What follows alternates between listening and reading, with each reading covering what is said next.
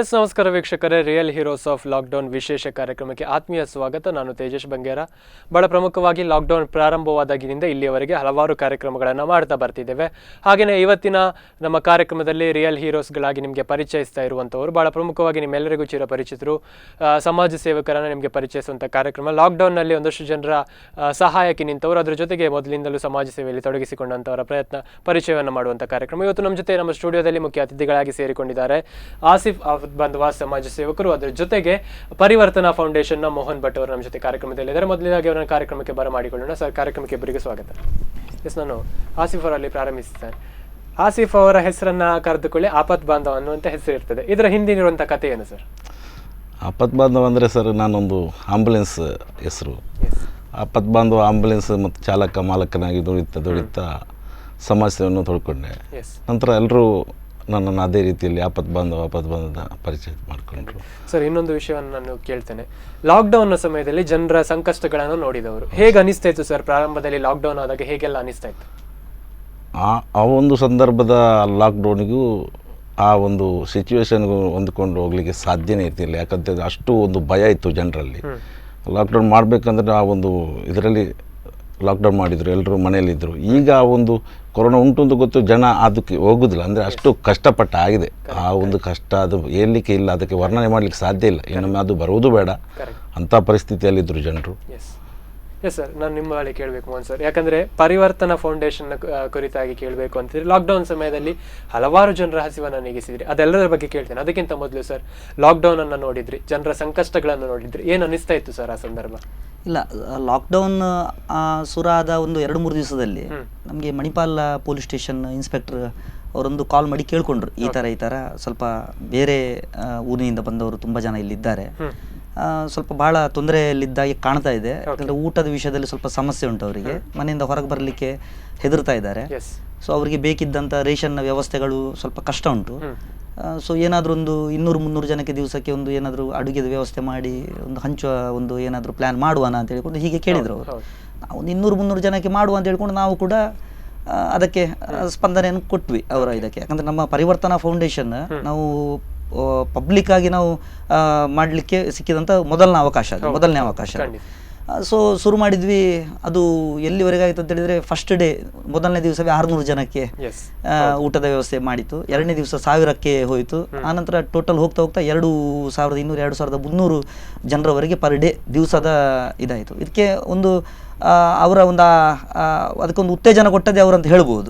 ಹೌದು ಸರ್, ಯಾವ ಹಂತವಾಗಿ ಏನೆಲ್ಲ ಮಾಡಿದ್ರು ಅದನ್ನು ಕೇಳ್ತೇನೆ. ಸರ್, ನಾನು ನಿಮ್ಮಲ್ಲಿ ಕೇಳಬೇಕು ಸರ್, ಈ ಲಾಕ್ಡೌನ್ ಅಂತ ಬಂದಾಗ ಇತ್ತೀಚೆಗೆ ನಾವುಗಳೊಂದು ವಿಷಯವನ್ನು ಗಮನಿಸಿದ್ವಿ, ನೀವುಗಳು ಕೂಡ ಅಲ್ಲಿಗೆ ತೆರಳಿದ್ರಿ.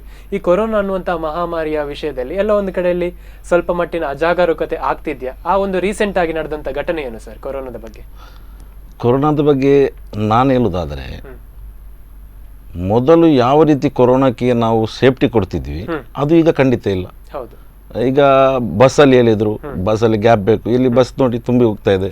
ಮತ್ತೆ ಗಾಡಿಯಲ್ಲಿ ಆಗಲಿ, ಸ್ಟಾರ್ಟಿಂಗಲ್ಲಿ ಕೊರೋನಾ ಅಂದರೆ ನಮ್ಮ ಯಜಮಾಡಿಯಲ್ಲಿ ನೋಡಬೇಕಿತ್ತು, ಆ ಗೇಟು ಅಲ್ಲಿ ಒಂದು ನಿಂತು ಅವರಿಗೆ ಮಾಡುವಂಥದ್ದು, ಹೋಗ್ಲಿಕ್ಕೆ ಜನರು ಒಂದು ಈಗ ಬೇಡ ಹೋಗೋದು, ಅಷ್ಟು ಸಿಸ್ಟಮ್ ಇತ್ತು.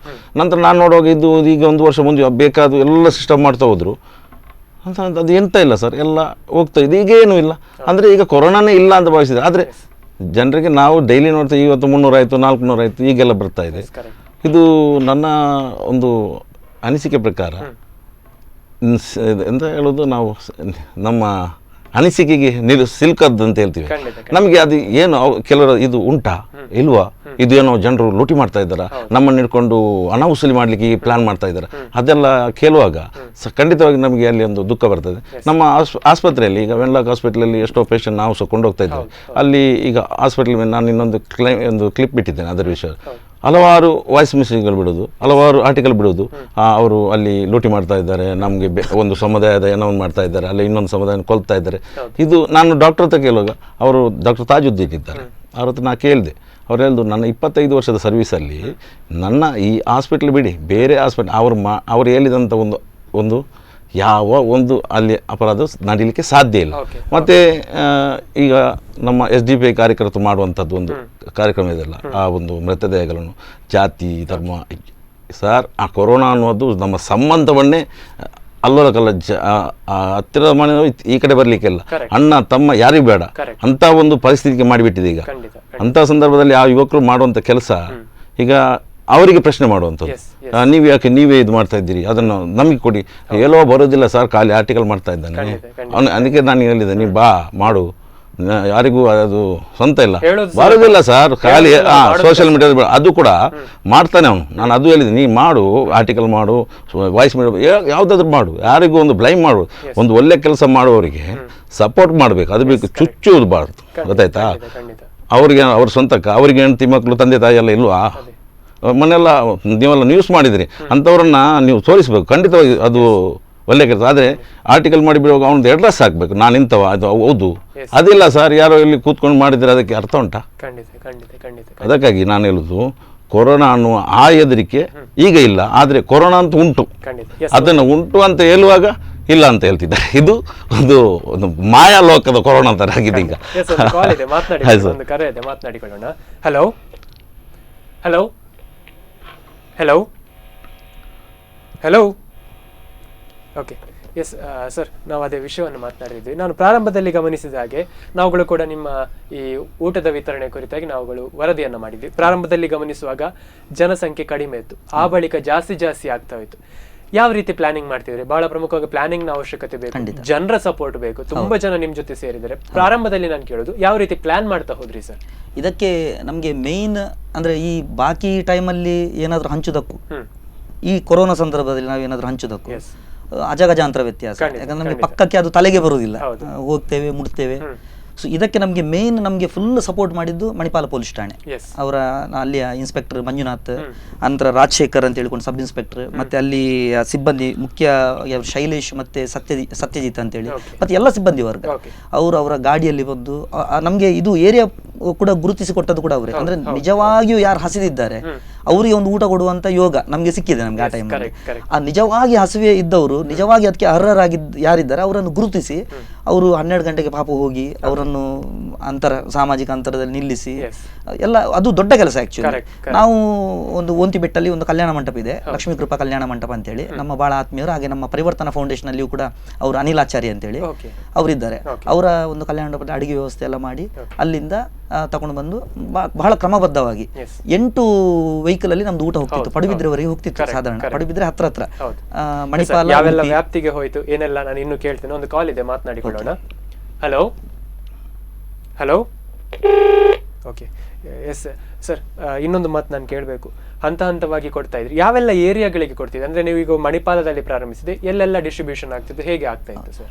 ಮಣಿಪಾಲ, ಶೆಟ್ಟಿಬೆಟ್ಟು ಮತ್ತೆ ವಿಜಯನಗರ ಅಂತೇಳಿ ಮಣಿಪಾಲ DC ಆಫೀಸ್ನ ಕೆಳಗಡೆ ಅಲ್ಲಿ, ಆನಂತರ ನಮ್ಮ MGM ಕಾಲೇಜ್ ಹತ್ರ ಎದುರುಗಡೆ, ಆನಂತರ ಈ ಕಡೆ ಅಲೆಯೂರು, ಆನಂತರ ಹೀಗೆ ಕಾಪು, ಕಡ್ಪಾಡಿ, ಪಾಂಗಳ, ಯರ್ಮಾಳ್, ಸಾಧಾರಣ ಇಲ್ಲಿ ನಮ್ಮ ಪೆರಂಪಳ್ಳಿ ಕೆಳಗಡೆ ತುಂಬಾ ಸುಮಾರು ಒಂದು 10-12 ಪಾಯಿಂಟ್ಗಳನ್ನು ಗುರುತಿಸಿ ಅಲ್ಲಿ ನಿತ್ಯ ಕೂಡ ಅಲ್ಲೇ ಅಂದ್ರೆ ಹೋಗುವಾಗ ಊಟ ನಾವು ತಯಾರು ಮಾಡಿದ್ದೇವೆ ಅಂತ ಹೇಳ್ಕೊಂಡು ಸಿಕ್ಕಿದವರಿಗೆ ಕೊಡುವಂಥದ್ದಲ್ಲ, ಒಂದು ರಿಯಲ್ ಕರೆಕ್ಟ್ ಆಗಿ ಒಂದು ಪ್ಲಾನ್ ಮಾಡಿಕೊಂಡು ಅಂತ ಜಾಗದಲ್ಲಿ ಅವರು ಕೂಡ ಹಾಗೆ ಸಹಕರಿಸ್ತಿದ್ರು, ಒಳ್ಳೆ ರೀತಿಯಲ್ಲಿ ಸಹಕರಿಸ್ತಿದ್ರು. ಸರ್, ಒಂದು ಕಾಲ್ ಇದೆ, ಮಾತನಾಡಿಕೊಳ್ಳೋಣ.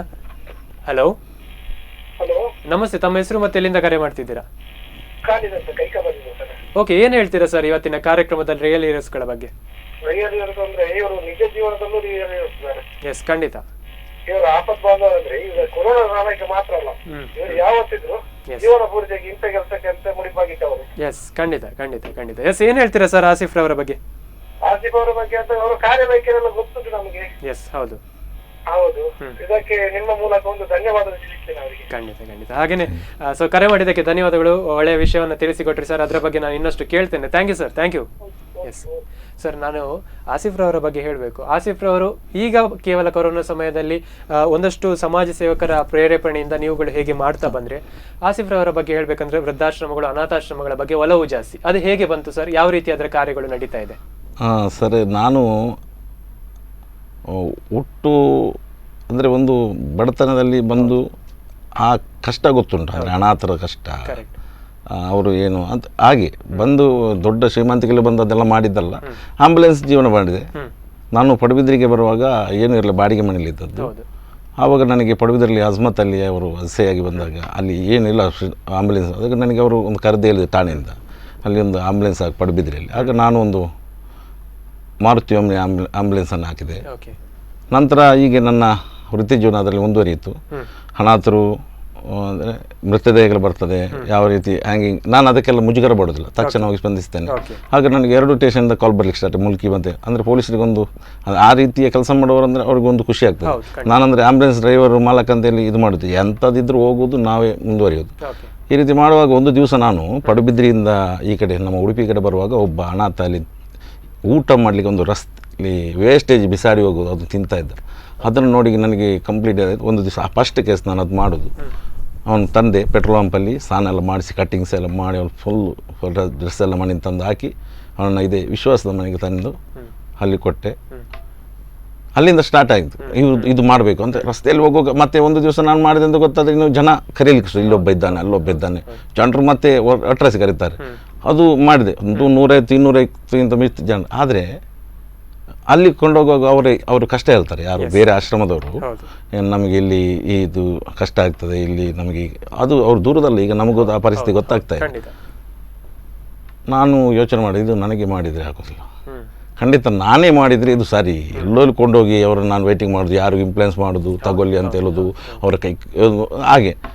ನಂತರ ನನ್ನ ಆತ್ಮೀಯರೊಬ್ಬ ಸೂರಲ್ಪಾಡಿ ಅವರು ನೌಷಾದಾಜ್ ಅಂತ ಒಂದು ಕಾರ್ಯಕ್ರಮದಲ್ಲಿ ಸಿಕ್ಕಿದ್ರು, ನಾನು ಪರಿಚಯ ಮಾಡಿದ್ರು ಅವರು. ಇವರು ಒಂದು ಅಂತ ಇದು ಕೆಲಸ ಮಾಡ್ತಾರೆ, ಅದು ಮಾಡ್ತಾರೆ, ನಿಮಗೆ ಏನಾದರೂ ಒಂದು ವೇದಿಕೆ ಕೊಡಬೇಕಂತೇಳಿ ಮಂಗಳೂರಿಗೆ ಕರ್ಕೊಂಡೋದ್ರು. ಅಲ್ಲಿ ವಿಶ್ವಾಸ್ ಭಾವ ಬಿಲ್ಡರ್ ನಮ್ಮದು ಆತ್ಮೀಯರು, ಅವರು ಅವರ ಆತ್ಮೀಯರು ನಮಗೆ ಪರಿಚಯ ಮಾಡೋರು. ಅವ್ರ ಹತ್ರ ವಿಷಯ ಹೇಳಿದೆ, ನನ್ನ ಫೋಟೋಸಲ್ಲಿ ನೋಡಿದರೆ ಅವರಿಗೆ ಒಂದು ನಮ್ಮ ಬಗ್ಗೆ ಒಂದು ಅಭಿಮಾನ ಉಂಟು. ಆವತ್ತು ಬಾಡಿಗೆ ಮನೆ ಸಹ ಇವರನ್ನು ನನಗೆ ತೋರಿಸಿದ್ರು, ಇವರು ಸೂರಲ್ಪಾಡಿ ಅವರು ಮುಲ್ಕಿಯಲ್ಲಿ. ತಕ್ಷಣ ಅದಕ್ಕೆ ಡಿಪಾಸಿಟ್ ನಾನು ಎಷ್ಟು ಬೇಕು, 50,000, ಬಾಡಿಗೆ ಇಷ್ಟು ಅದು ಕೊಟ್ಟರಲ್ಲಿ ನನಗೆ ಒಂದು ಖುಷಿ ಆಯಿತು. ಅಂದರೆ ಒಂದು ಪ್ರೇರಣೆ ಕೊಟ್ಟರು. ನಂತರ ಅಲ್ಲಿ ಸುಲೇಮಾನ್ ಶೇಖ್ ಅಂತ ಇದ್ದಾರೆ, ಅವರ ಇನ್ನೊಬ್ಬರು, ಅದೇ ಅವರ ಪಾರ್ಟ್ನರ್ ಅವರು. ಅದಕ್ಕೆಲ್ಲ ವ್ಯವಸ್ಥೆ ಮಾಡಲಿಕ್ಕೆ ಒಂದು 15,000 ಅವರು ಕೊಟ್ಟರು. ಇದನ್ನೆಲ್ಲ ಇಟ್ಕೊಂಡ್ಬಂದೆ, ಮಾಡಿದೆ.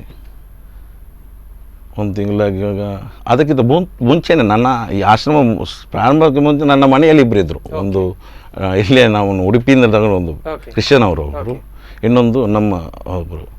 ನಮ್ಮ ಮನೆಯಲ್ಲಿ ಸಾಕ್ತಾ ಇದ್ದೆ ಅವರನ್ನು. ಮತ್ತೆ ಅಲ್ಲಿ ಕರ್ಕೊಂಡೋಗಿ ಅವರನ್ನು ಹಾಕಿದೆ. 2 ಆಯಿತು, 5 ಆಯಿತು, ಇವತ್ತು 30 ಜನ ಇದ್ದಾರೆ. ಈಗಾಗಲೇ ಒಂದು 45ಕ್ಕೂ ಹೆಚ್ಚು ಜನ ಹೋಗಿದ್ದರು. ಎಲ್ಲ ಒಂದೊಂದು ವ್ಯವಸ್ಥೆ ಮಾಡಿ ಕಳಿಸಿದ್ದೀನಿ. ಈಗ 30 ಮಂದಿಯಲ್ಲಿ 23 ಮಂದಿ ಅವರಿಗೆ ಯಾರೂ ಇಲ್ಲ ಸರ್. ನಾನು ಸತ್ತರೆ ಅವ್ರಿಗೆ ಯಾರೂ ಇಲ್ಲ, ಹಾಗೆ ನಾನೇ ಈಗ ಆಸರೆ ಅಂತ ಬರ್ತದೆ. ಮತ್ತು ಒಳ್ಳೆ ಮಂದಿಗೆ ಅವರಿಗೆ ನಾನು ಮಾಡಿದ್ದೇನೆ. ಹೆಚ್ಚಾಗಿ ತರೋದು ಇದು. ಇನ್ನೊಂದುಂಟು ನಮ್ಮಲ್ಲಿ ಅನಾಥರಂದರೆ ಅವರು ಇದ್ದು ಅನಾಥರು. ತಮ್ಮ ಇದ್ದಾನೆ ಬ್ಯಾಂಗ್ಳೂರಲ್ಲಿ, ಇನ್ನೊಬ್ಬ ಇದ್ದಾನೆ ಮುಂಬೈಯಲ್ಲಿ, ಇನ್ನೊಬ್ಬ ಇದ್ದಾನೆ ಲಂಡನ್ನಲ್ಲಿ, ದೊಡ್ಡ ದೊಡ್ಡ ಶ್ರೀಮಂತರು. ಅವರನ್ನು ದೊಡ್ಡವರು ಮಾಡ್ಲಿಕ್ಕೆ ಇವರು ಬೇಕಿತ್ತು. ಹಾಂ ಸರ್, ಇವರಿಗೆ ಯಾರು ಬಿಡಿ, ಒಬ್ಬರು CA ಇದ್ದಾರೆ, ವೇಣುಗೋಪಾಲ್ ರಾವ್ ಭಟ್ರು ಅವರು. ಇದೇ ಪಡುಬಿದ್ರಿ ಮಹಾಲಿಂಗೇಶ್ವರ ದೇವಸ್ಥಾನದ ಜಗಲಿಯಲ್ಲಿ ಕೂತ್ಕೊಳ್ತಾ ಇದ್ರು ಅವರು. ಅವರಿಗೆ ಎಲ್ಲ ಫ್ಯಾಮಿಲಿ ಇದ್ದಾರೆ, ಎಲ್ಲ ಇದ್ದಾರೆ. ಅವ್ರ ಮನೆಗೆ ಹೋದಿ ನಾನು ಇಷ್ಟು ರಿಕ್ವೆಸ್ಟ್ ಮಾಡಿದೆ, ಅವರಿಗೆ ಬೇಡ ಸರ್. ಅವರು ತಾಯಿ ಇರುವಾಗ ನೋಡಿದ್ರು, ನಾನು ಕರ್ಕೊಂಡೋದೆ ಅವರನ್ನು. ಕರ್ಕೊಂಡೋಗಿ 1 ವರ್ಷದಂತ. ಆದರೆ ಅವರ 2-3 ಫ್ಯಾಮಿಲಿ ಅವರ ನಂಬರ್ನ ತಗೊಂಡು ವಾಟ್ಸಪ್ ಮಾಡ್ತಿದ್ದೆ ಪ್ರತಿಯೊಂದು. ಅದರಲ್ಲಿ ಸೀತಾ ಅಂತೇಳಿ ಇವರಿಗೂ ಭಾಳ ಇಷ್ಟ, ಯಾರಿಗೆ ಭಟ್ರಿಗೆ. ಸೀತಾ ಬಿಟ್ಟರೆ ಗೋಪುರ, ಈ 2 ಹೇಳೋದವರು. ಮತ್ತೆ ಅವರಿಗೆ ಇಷ್ಟು ಫೋಟೋಸ್ ಕಳಿಸಿದ್ರು ಕೂಡ ಒಂದು ದಿವಸದ ಅವರು ನನ್ನ ಎಕ್ಸೆಪ್ಟ್ ಮಾಡಲಿಲ್ಲ. ಲಾಸ್ಟ್ ಟೈಮ್ ಇದೆ ಕೊರೋನಾ ಲಾಕ್ಡೌನಲ್ಲಿ ವಿಷಯ ಹೇಳಿದೆ. ಎಂತ ಹೇಳಿದೆ ಅವರಿಗೆ, ಈಗ ಹೌದು ಅವರಿಗೆ ಯೋಚನೆ ಸಾಕ್ತದೆ. ಅಂದರೆ ಸೀತಾ ಕೇಳ್ತಾ ಇದ್ದಾರೆ. ನಾನು ಹೇಳಿದೆ, ನೋಡಿ ಈಗ ಆಗ್ತಾ ಇದೆ, ಕಂಡೀಷನ್ ಅವರು ಸರಿ ಇಲ್ಲ, ಯೋಚನೆ ಬಂದರೆ ಮನುಷ್ಯ ಹಾಳಾಗ್ತಾನೆ, ತುಂಬ ವೀಕ್ ಆಗ್ತಾ ಇದ್ದಾರೆ. ನಾನೇನು ಮಾಡೋದು, ನಾನು ನನ್ನ ಒಂದು ಮಗ, ಅವ್ರದ್ದು ಪರಿಸ್ಥಿತಿ ಎಲ್ಲ ಶುರು ಮಾಡಿದ್ರು, ಗೊತ್ತಾಯ್ತಾ? ಇದು ಅವರ ಪರಿಸ್ಥಿತಿ. ಹಾಗೆ ಇದ್ದಾರೆ ಅವರು 7-8 ಮಂದಿ ಈಗ ಇದ್ದೂ ಇಲ್ಲದ ಹಾಗೆ ರಿಕ್ವೆಸ್ಟ್ ಮಾಡಿದ್ರು ಅವ್ರು ತಗೊಳ್ಳೋದು. ಅಂದರೆ ಅವರ ಪರಿಸ್ಥಿತಿ ಹಾಗೆ ಉಂಟು, ಏನು ಮಾಡೋದು ನಾವು? ಒಂದು ಕಾಲ್ ಇದೆ, ಮಾತನಾಡಿಕೊಳ್ಳೋಣ sir. Hello hello hello hello hello, ನಮಸ್ತೆ. Hello, okay sir. ನಾನು ನಿಮ್ಮ ಒಂದು ಫೌಂಡೇಶನ್ ಬಗ್ಗೆ ಬಂದಾಗ ಪೊಲೀಸ್ ಠಾಣೆಯ ಕುರಿತಾಗಿ ನೀವು ಮಾತನಾಡಿರಿ. ಕೇವಲ ಅವರು ಪರ್ಮಿಷನ್ ಕೊಟ್ಟದ್ದು ಮಾತ್ರ ಅಲ್ಲ, ಅವರು ನಿಮಗೆ ಕೆಲವು ದಿವಸ ಊಟದ್ದು ಏನಾದರೂ ಖರ್ಚಿಗೆ ಬೇಕಿದ್ರು ಹಣವನ್ನ ಕೂಡ ಸಹಕಾರ ಮಾಡಿದ್ದಾರೆ ಅನ್ನುವಂಥ ಒಂದಷ್ಟು ವಿಷಯಗಳು ತಿಳಿದು ಬಂತು. ಯಾವ ರೀತಿಯಲ್ಲಿ ಅವರ ಸಹಕಾರ ಇತ್ತು ಸರ್? ಇಲ್ಲ, ಇಲ್ಲಿ ನಮ್ಮಲ್ಲಿ ಅದೇ ಒಂದು ಬಹಳ ವಿಶೇಷ ಅಂತ ಹೇಳಿದ್ರೆ, ನಮ್ಮ ಈ ಫೌಂಡೇಶನ್ ಒಟ್ಟಿಗೆ ಖಾಲಿ ನಾವಂದ್ರೆ ಮೇನ್ ಹಣ ತಗೊಳ್ತಿರ್ಲಿಲ್ಲ, ಏನಾದ್ರೂ ನಾವು ವಸ್ತು ರೂಪದಲ್ಲಿ ತಂದು ಕೊಡಿ, ಅದರದ್ದು ಸ್ಟಾಕ್ ಇಡುವ ಪ್ಲೇಸ್ ಇಲ್ಲಿ ಅಂತ ಹೇಳಿದ್ರೆ ಮಣಿಪಾಲ ಪೊಲೀಸ್ ಸ್ಟೇಷನ್ ಎದುರುಗಡೆ ಅಲ್ಲಿ ತರಬೇಕು. ಬೆಳಿಗ್ಗೆ 11 ಗಂಟೆ ಒಳಗೆ ಎಲ್ಲ ತಂದು ಅಲ್ಲಿ ಜಗಲಲ್ಲಿ ಇಟ್ಟು ಹೋಗ್ತಾರೆ, ತರಕಾರಿ ಅಕ್ಕಿ ಎಲ್ಲ ತಂದು ಅಲ್ಲಿ ಇಟ್ಟು ಹೋಗುದು. ಏನಾದ್ರೂ ಕಡಿಮೆ ಬಿದ್ದರೆ ಪಾಪ ಅವರು ಅಲ್ಲಿಯ ಪೊಲೀಸ್ ಠಾಣೆಯವರೇ ಕೈಯಲ್ಲಿ ಹಾಕಿ ಅವರು ಅಂದ್ರೆ ಆ ದಿವಸಕ್ಕೆ ಬೇಕಿದ್ದ ವ್ಯವಸ್ಥೆ ಮಾಡ್ತಿದ್ರು. ನೀವು ನಂಬ್ತೀರ ಬಿಡ್ತೀರ, ಇವತ್ತಿಗೂ ಕೂಡ 43 ಚೀಲ ಅಕ್ಕಿ ಉಳಿದಿದೆ, ಅಷ್ಟು ಜನಕ್ಕೆ ಅನ್ನ ಹಾಕಿ. ಸುರುವಿಗೆ ನಮ್ಗೆ ಏನಾಯ್ತು ಅಂತ ಹೇಳಿದ್ರೆ ಇವತ್ತಿಗೆ ಆಯ್ತು ನಾಳೆಗೆ ಅಂತೇಳಿ ಅದಕ್ಕೆ ನಾನು ತುಳುವಲ್ಲಿ ಹೇಳ್ತಿದ್ದೆ, ಆಣು ಮಾರ್ರೆ ಕಾಂಡ ಹಿಡಿದು ಮಧ್ಯಾಹ್ನ ಮುಟ್ಟ ಪಟ್ಟುನು ಮಧ್ಯಾಹ್ನ ಹಿಡಿದು ಬೈಯಾಗ ನಟ್ಟೆರೆ ಕಾಂಡದಾನೆ ಅಂತೇಳಿ. ಆದ್ರೆ ಒಂದು ದಿವಸ ಕೂಡ ದೇವರಂತ ಪರಿಸ್ಥಿತಿ ಕೊಡ್ಲಿಲ್ಲ. ಗುರ್ತ ಪರಿಚಯ ಇಲ್ದಿದ್ದವರು ಕೂಡ ಫೋನ್ ಮಾಡಿ ನಮ್ಮದೊಂದು 10 ಲೀಟರ್ ಎಣ್ಣೆ, ನಮ್ದೊಂದು ಚೀಲ ಅಕ್ಕಿ ಅಂದ್ರೆ ಈ ತರ ಎಲ್ಲ ಕೊಡ್ತಿದ್ರು. ಅಷ್ಟು ಮಾತ್ರ ಅಲ್ಲ, ಕೊಡುದು ಮಾತ್ರ ಅಲ್ಲ, ಸ್ವಯಂ ಸೇವಕರಾಗಿ ಕೆಲಸಕ್ಕೆ ಬರ್ತಿದ್ರು ನಮ್ಮೊಟ್ಟಿಗೆ. ಪ್ಯಾಕೆಟ್ ಮಾಡ್ಲಿಕ್ಕೆ ಒಂದು 4,000 5,000 ಪ್ಯಾಕೆಟ್ ಮಾಡುದು ಅಂತ ಹೇಳಿದ್ರೆ ಸಣ್ಣ ವಿಷಯ ಅಲ್ಲ. ಬೆಳಿಗ್ಗೆ 8-8:30 ಗಂಟೆಗೆ ಶುರು ಆದ್ರೆ ತರಕಾರಿ ಹೆಚ್ಚಬೇಕು, ಅಲ್ಲಿ ಅಷ್ಟು ಅಡಿಗೆ ಮಾಡ್ಬೇಕು, ಸ್ವಲ್ಪ 12 ಚೀಲ ಅಕ್ಕಿದ್ದು ಅನ್ನ ಆಗ್ಬೇಕು, ತುಂಬಾ ಕೆಲಸ ಇತ್ತು. ಎಲ್ಲರೂ ಬಹಳ ಸಂತೋಷದಲ್ಲಿ ಬರ್ತಾ ಇದ್ರು. ಮತ್ತೆ ಬಂದವರು ಕೂಡ ಯಾರು ಕೆಲಸ ಇಲ್ಲದೆ ಇರುವವರಾಗ್ಲಿ ಅಥವಾ ಎಲ್ಲ ಒಬ್ರು ಬಿಸ್ನೆಸ್ ಮ್ಯಾನ್ಸ್ ಮತ್ತೆ ಎಲ್ಲ ನಮ್ಮ ಅಂದ್ರೆ ಒಳ್ಳೆ ರೀತಿಯ ಉದ್ಯೋಗದಲ್ಲಿರುವಂತವರು ಸ್ವಯಂ ಪ್ರೇರಿತರಾಗಿ ಬಂದರು. ನಿಜವಾಗಿ ಆ ಸಂದರ್ಭದಲ್ಲಿ ನಮ್ಗೆ ಅನ್ಸಿದೆ ಅಂತ ಹೇಳಿದ್ರೆ, ನೋಡಿ ಈಗ ನಾವು ಉದಾಹರಣೆಗೆ ನಾವು ಯಾವ್ದಾದ್ರು ದೇವಸ್ಥಾನದಲ್ಲಿ ನಾವು ಮಧ್ಯಾಹ್ನ ಊಟಕ್ಕೆ ಪ್ರಸಾದ ರೂಪದಲ್ಲಿ ನಾವು ಹೋಗ್ತೇವೆ. ನಿಜವಾಗಿ ನಮ್ಮ ಹತ್ರ ಅನುಕೂಲ ಇರ್ತದೆ ಮನೆಯಲ್ಲಿ ಇದ್ರೂ ಕೂಡ ನಾವಲ್ಲಿ ಏನ್ ಮಾಡ್ತೇವೆ, ಹಸಿವಿಗೆ ಅಂತ ಹೋಗುದಲ್ಲ ಪ್ರಸಾದ ರೂಪಕ್ಕೆ ತಗೊಳ್ತೇವೆ. ಆದ್ರೆ ನಮ್ಮ ಆ ದಿವಸದ ಒಂದು ಅಷ್ಟು ಕಾರ್ಯಕ್ರಮ ಉಂಟಲ್ಲ, ಅದು ನಿಜವಾಗಿ ಹೊಟ್ಟೆ ಹಸಿದವನಿಗೆ ಅನ್ನ ಕೊಡುವಂಥದ್ದು. ನಮ್ಗೆ ಮನಸ್ಸಿಗೆ ಬಂದಿದೆ, ತುಂಬಾ ಪುಣ್ಯ ಸಿಕ್ಕಿದೆ ಅಂತ ಹೇಳಿ. ಮತ್ತೆ ಇದಕ್ಕೆಲ್ಲ ಇನ್ನೊಂದು ವಿಷಯ ಹೇಳ್ತೇನೆ ನಾನು. ಪರಮ ಪೂಜ್ಯ ಈಗ ಇಲ್ಲ, ಅವರು ಶಿರೂರು ಸ್ವಾಮೀಜಿಯವರ ಪರ್ಯಾಯದಲ್ಲಿ 2 ವರ್ಷ ಅವ್ರ ಜೊತೆ ಇದ್ದವನು. ಸಣ್ಣದಿಂದನೂ ಕೂಡ ನಾನು ಶಾಲೆ ಹೋಗುವಾಗ ಅವ್ರ ಜೊತೆ ಇದ್ದವನು. ಸೊ ಅವರು ಒಂದು ಅನ್ನ ಬಿಟ್ಟಲ್ಲ ಅಂತೇಳಿ ಅವರ ಪಟ್ಟದೇವರು, ಅವರೊಂದು ಈ ಕಾರ್ಯ ಯಾವುದು ಅನ್ನ ಹಾಕುವಂತ ಕಾರ್ಯ ಅವ್ರಿಗೆ ಬಹಳ ಇಷ್ಟ. 12 ಗಂಟೆ ರಾತ್ರಿ ಬಂದು ಮಠದ ಬಾಗಿಲು ಬಡಿದ್ರು ಕೂಡ ಅವ್ರು ಅನ್ನ ಬೇಯಿಸಿ ಹಾಕ್ತಿದ್ರು. ಸೊ ನಮ್ಗೆ ಒಂದು ಪ್ರೇರಣೆ ಅದೇ. ಮತ್ತೆ ಇನ್ನೊಂದು, ಮನುಷ್ಯನಿಗೆ ತೃಪ್ತಿ ಸಿಗುದು ಯಾವ್ದು ಅಂತ ಹೇಳಿದ್ರೆ ಖಾಲಿ ಇದರಲ್ಲಿ ಮಾತ್ರ. ನೀವು ದುಡ್ಡು ಚಿನ್ನ ಎಷ್ಟು ಕೊಟ್ಟರು ಕೂಡ ಇನ್ನೂ ಬೇಕಂತೇಳಿ ಆಗ್ತದೆ. ಅದು ಕೂಡ ಹಸುವೆ ಅಂತ ಹೇಳುವಂಥದ್ದು ಮನುಷ್ಯನ ಎಲ್ಲಿ ಬೇಕಾದ್ರೆ ಕರ್ಕೊಂಡು ಹೋಗ್ತದೆ. ಸೊ ಈ ಒಂದು 20 ದಿವಸದ ಸಂದರ್ಭ ನಮ್ಗೆ ಒಂದು ದೊಡ್ಡ ಪುಣ್ಯದ ಕೆಲಸ ಮಾಡ್ಲಿಕ್ಕೆ ಸಿಕ್ಕಿತ್ತು. ಮತ್ತೆ ಅದಕ್ಕಿಂತ ಮೇನ್ ಎಂತ ಹೇಳಿದ್ರೆ, ನಮ್ಮದೊಂದು ಸಣ್ಣ ಮಟ್ಟದಲ್ಲಿ ಒಂದು ಪರಿವರ್ತನಾ ಫೌಂಡೇಶನ್ ಸಣ್ಣ ಪುಟ್ಟ ಕೆಲಸ ಎಲ್ಲ ತುಂಬಾ 5-6 ವರ್ಷದಿಂದ ನಾವು ಮಾಡ್ತಾ ಇದ್ದೇವೆ. ನಮ್ಗೊಂದು ಒಳ್ಳೆ ಒಂದು ವೇದಿಕೆ ಸಿಕ್ಕಿದೆ ಕೆಲಸ ಮಾಡ್ಲಿಕ್ಕೆ. ಇನ್ನೂ ಕೂಡ ಉತ್ತೇಜನ ಸಿಕ್ಕಿದ್ದು ತುಂಬಾ ಜನರಿಗೆ. ನೀವು ಈಗ ಹೇಳಿದ್ರಿ ಪೊಲೀಸ್ನವರು ಪಾಪ ಅವರಿಗೂ ಕೂಡ ಒಂದು ಇಂಥ ಅವ್ರಿಗೆ ಪುರ್ಸೊತೆ ಇಲ್ಲ ಪಾಪ. ಅವರಿಗೆ ಬಾಕಿ ಟೈಮಲ್ಲೆಲ್ಲ ಕ್ರೈಮ್ ಅದು ಇದ್ರಲ್ಲೆಲ್ಲ ಆಗಿ ಹೋಗ್ತಿತ್ತು. ಬಟ್ ಈ ಸಂದರ್ಭದಲ್ಲಿ ಅವರು ಕೂಡ ಟೋಟಲ್ ಆ ಸಿಚುವೇಶನ್ ನೋಡಿ ಎಲ್ರಿಗೂ ಕೂಡ ತುಂಬಾ ಅಂದ್ರೆ ಆ ಪರಿಸ್ಥಿತಿ ಇವರಿಗೂ ಗೊತ್ತಿದೆ. ಇವ್ರು ಹೇಳ್ತಾ ಇದ್ರು, ಕೆಲವರು ಇದ್ದು ಅನಾಥರು ಆದವರನ್ನು ಇವ್ರು ಸಾಕ್ತಾ ಇದ್ರು. ಬಟ್ ಈ ಟೈಮಲ್ಲಿ ಕೂಡ ಕೊರೋನಾದ ಟೈಮ್ ಅಂತ ಹೇಳಿದ್ರೆ ಕೂಡ ಇವ್ರು ಹೇಳಿದಾಗೆ ಹಾಗೆ ಎಲ್ಲರೂ ಇದ್ರೂ ಕೂಡ ಯಾರು ಇಲ್ದಿದ್ದಂತ ಪರಿಸ್ಥಿತಿ. ಒಂದು ಊರಿಂದ ಇನ್ನೊಂದು ಊರಿಗೆ ಹೋಗ್ಲಿಕ್ಕಿಲ್ಲ, ಅಣ್ಣ ತಮ್ಮನ್ನೇ ಡೌಟ್ ಅಲ್ಲಿ ನೋಡುದು, ಬಾಂಬೆಯಿಂದ ಬಂದ್ರೆ ಮನೆಗೆ ಸಗೊಡ್ತಾವ ಅಂದ್ರೆ ಕೆಲಸಕ್ಕೋಸ್ಕರ ಬೇರೆ ಬೇರೆ ಊರಿಗೆ ಹೋಗಿದ್ದಾರೆ. ಹೌದು, ಸಿಕ್ಕಿಬಿದ್ರು. ಅಂದ್ರೆ ತುಂಬಾ ಅಂದ್ರೆ ಮನೆಯವರನ್ನು ಒಳ ಕರ್ಕೊಳ್ಳಿಕ್ಕೆ ಹಿಂದೆ ಮುಂದೆ ನೋಡುವಂತ ಪರಿಸ್ಥಿತಿ. ತಪ್ಪಂತ ಸಹ ಅಲ್ಲ, ಸರಿ ಅಂತ ಸಹ ಅಲ್ಲ ಅಂತ ಒಂದು ಸಿಚುವೇಶನ್ ಇತ್ತು. ಒಂದು ಕಾಲ್ ಇದೆ ಸರ್, ಮಾತನಾಡಿಕೊಳ್ಳೋಣ. ಹಲೋ ಹಲೋ ಹಲೋ ನಮಸ್ತೆ. ಹಲೋ ಎಸ್, ಕಾಲ್ ಮಾಡಿ ಟಿವಿ ನೋಡ್ತಿರ್ಬೇಕು ಮೋಸ್ಟ್ಲಿ. ಎಸ್, ಆಸಿಫ್ ಅವರಲ್ಲಿ ನಾನು ಕೇಳಬೇಕು ಸರ್. ಸೊ ಆಂಬ್ಯುಲೆನ್ಸ್ ಚಾಲಕರಾಗಿದ್ಕೊಂಡು ಮಾಲಕರಾಗಿದ್ದುಕೊಂಡು ಅವರ ನೋವು ಕೂಡ ತಮಗೆ ಗೊತ್ತು. ಆಂಬ್ಯುಲೆನ್ಸ್ ಚಾಲಕರನ್ನು ಇವತ್ತು ಸ್ವಲ್ಪ ನೋಡುವಂಥ ದೃಷ್ಟಿಗಳು ಬದಲಾಗ್ತದೆ. ಯಾಕಂದ್ರೆ ಮೊನ್ನೆ ಒಂದು ರೀಸೆಂಟ್ಲಿ ಘಟನೆ ನಡೀತು. ಒಂದು ಶಾಪ್ನಲ್ಲಿ ನೀರು ಕೇಳಿದಾಗ ಕೊಡದೇ ಇರುವಂತ ಘಟನೆ ಆಯಿತು. ಇದ್ರ ಬಗ್ಗೆ ನಾವು ಮಾತನಾಡ್ಬೇಕು ಸರ್. ಇಂಥ ಘಟನೆಗಳ ಬಗ್ಗೆ ಏನು ಹೇಳ್ತೀರಾ ಸರ್? ಅದಕ್ಕೆ ನಾನು ಸರ್ ಒಂದು ಕಾಲ್ ಇದೆ, ಮಾತಾಡ್ಕೊಳ್ಳೋಣ. ಹಲೋ ಹಲೋ ನಮಸ್ತೆ, ತಮ್ಮ ಹೆಸರು ಮತ್ತೆ ಎಲ್ಲಿಂದ ಕರೆ ಮಾಡ್ತಿದ್ದೀರಾ? ಸರ್, ನಾನು ಬ್ಯಾಂಗ್ಳೂರಿಂದ ಸಲೀಂ ಸಾಗರ್ ಅಂತ ಹೇಳಿ. ಓಕೆ, ಏನ್ ಹೇಳ್ತೀರಾ ಸರ್ ಇವತ್ತಿನ ಕಾರ್ಯಕ್ರಮದಲ್ಲಿ? ಇದೀನಪ್ಪ ಫೌಂಡೇಶನ್ ಸಾಗರ್ ನಮ್ದು ಒಂದು ಕಾಲ್ ಮಾಡ್ತಾರೆ, ಸಲೀಂ ಸಾಗರ್. ಓಕೆ, ಹೇಳಿ ಸರ್, ಹೇಳಿ. ಆಸಿಫ್ ಭಾಯಿ ಬಗ್ಗೆ ನಾನು ತುಂಬಾ ಸಲ ನೋಡ್ತಾ ಇದ್ದೇನೆ. Okay, this is really very very good job he is doing. Yes, correct. Okay, yes. ಯಾಕಂದ್ರೆ ಇದು ಈ ಒಂದು ಪ್ಯಾಂಡಮಿಕ್ ಸಿಚುವೇಶನ್ ಅಲ್ಲಿ ಕೊರೋನಾ ಅದು ಇದು ಹತ್ರ ಹೋಗ್ಲಿಕ್ಕೆ ಜನ ಎದುರ್ತಾರೆ. ಹೌದು. ಈ ಒಂದು ಪರಿಸ್ಥಿತಿಯಲ್ಲಿ ರಿಯಲಿ ಇವರೊಂದು ಭಾರಿ ಒಂದು ಒಳ್ಳೆ ಕೆಲಸ ಮಾಡ್ತಾ ಇದ್ದಾರೆ. ಎಸ್, ಖಂಡಿತ. ನಮ್ಮ ಇದೀನಪ್ಪ ಫೌಂಡೇಶನ್ ಪ್ರತಿನಿಧಿಯಿಂದ ಒಬ್ರು ಆಲ್ರೆಡಿ ಇವರಿಗೆ ಮೀಟ್ ಆಗಿದ್ದಾರೆ. ನಾವು ಕೂಡ ಅವರು ಮೀಟ್ ಆಗ್ಬೇಕು ಅಂತಿದ್ದೇವೆ. ಯಾಕಂದ್ರೆ ಪ್ರವಾದಿ ಒಂದು ವಚನ ಇದೆ, ನೀವು ಭೂಮಿ ಮೇಲೆ ಕರುಣೆ ತೋರಿಸಿ ಅಂತ ಹೇಳಿ ಜನರ ಮೇಲೆ. ಹಲೋ, ಓಕೆ, ಕೇಳ್ತಿದೆ, ಹೇಳಿ ಸರ್. ನೀವು ಭೂಮಿ ಮೇಲೆ ಜನರ ಮೇಲೆ ಕರುಣೆ ತೋರಿಸಿ, ಆಕಾಶದಲ್ಲಿರುವವನು ನಿಮ್ಮ ಮೇಲೆ ಕರುಣೆ ತೋರ್ತಾನೆ ಅಂತ. ಖಂಡಿತ. ಆಕಾಶದಲ್ಲಿರುವಂದ್ರೆ ದೇವರು ಅವ್ರ ಮೇಲೆ ಕರುಣೆ ತೋರಿಸ್ತಾರೆ ಅಂತ. Really very good job. ಖಂಡಿತ. ನಾವು ಕೂಡ ಅವರಿಗೆ ಸಿಗ್ಬೇಕು ಅಂತಿದ್ದೀವಿ. ಆಸಿಫ್ ಭಾಯ್, ನೀವು ಇದನ್ನು ಮುಂದುವರಿಸಿ, ನಾವು ನಿಮ್ಮ ಹತ್ರ ಇದ್ದೇವೆ ಯಾವಾಗಲೂ.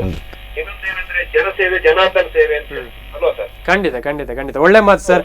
ಸೊ ನಿಮ್ಮ ಸಹಕಾರದಿಂದ ಬಹಳಷ್ಟು ಕೆಲಸ ಮಾಡ್ತಿದ್ದಾರೆ, ಇನ್ನು ಮುಂದೆ ಕೂಡ ನಿಮ್ಮೆಲ್ಲರ ಸಹಕಾರ ಇದೇ ರೀತಿ ಇರ್ಲಿ ಸರ್. ನಾವು ಖಂಡಿತವಾಗಿ ಅವ್ರ ಜೊತೆಗಿದ್ದೀವಿ. ಖಂಡಿತ ಖಂಡಿತ. ಯಾಕಂದ್ರೆ ನಾವು ಕೂಡ ಅದೇ ರೀತಿ ಸ್ವಲ್ಪ ಸಿವಿಲ್ ಕೆಲಸನೇ ಮಾಡ್ತಾ ಇದ್ವಿ. ಓಕೆ ಖಂಡಿತ ಅಂದ್ರೆ ಒಬ್ರು ಸೇರಿ 5 ಜನ ಪ್ರಾಬ್ಲಮ್ ಅನ್ನು ಸಾಲ್ವ್ ಮಾಡಕ್ ಆಗಲ್ಲ. 5 ಜನ ಸೇರಿ ಒಬ್ರು ಪ್ರಾಬ್ಲಮ್ ಅನ್ನ ಖಂಡಿತವಾಗಿ ನಾವು ಅದನ್ನು ಸಾಲ್ವ್ ಮಾಡಬಹುದು. ಎಸ್ ಖಂಡಿತ. ಒಳ್ಳೆ ಮಾತು ಸರ್, ಒಳ್ಳೆ ಮಾತು ಸರ್. ಥ್ಯಾಂಕ್ ಯು ಸರ್ ಕರೆ ಮಾಡಿದ್ದಕ್ಕೆ. Thank you very much. Thank you sir. Yes sir, ನಾನು ನಿಮ್ಮ ಹತ್ರ ಒಂದು ಪ್ರಶ್ನೆ ಕೇಳಿದೆ, ಅದರ ಬಗ್ಗೆ ಮಾತಾಡ್ತೀನಿ. ಅದಕ್ಕೆ ನಾನು ಉದಾಹರಣೆ ಕೊಡ್ತೇನೆ. ಈಗ ಲಾಕ್ಡೌನ್ ಆಗಿ ಎಷ್ಟು ಸಮಯ ಸರ್? ಸುಮಾರು ಈಗ ಕೊರೋನಾ ಅಂತ ಈಗ ಜೋರಾದ ಕೊರೋನಾ ಸರ್ ಒಂದು 3 ತಿಂಗಳಾಯ್ತು. 3 ತಿಂಗಳಾಯ್ತು. ಎಷ್ಟು ಜನಕ್ಕೆ ಕೊರೋನಾ ಬಂತು?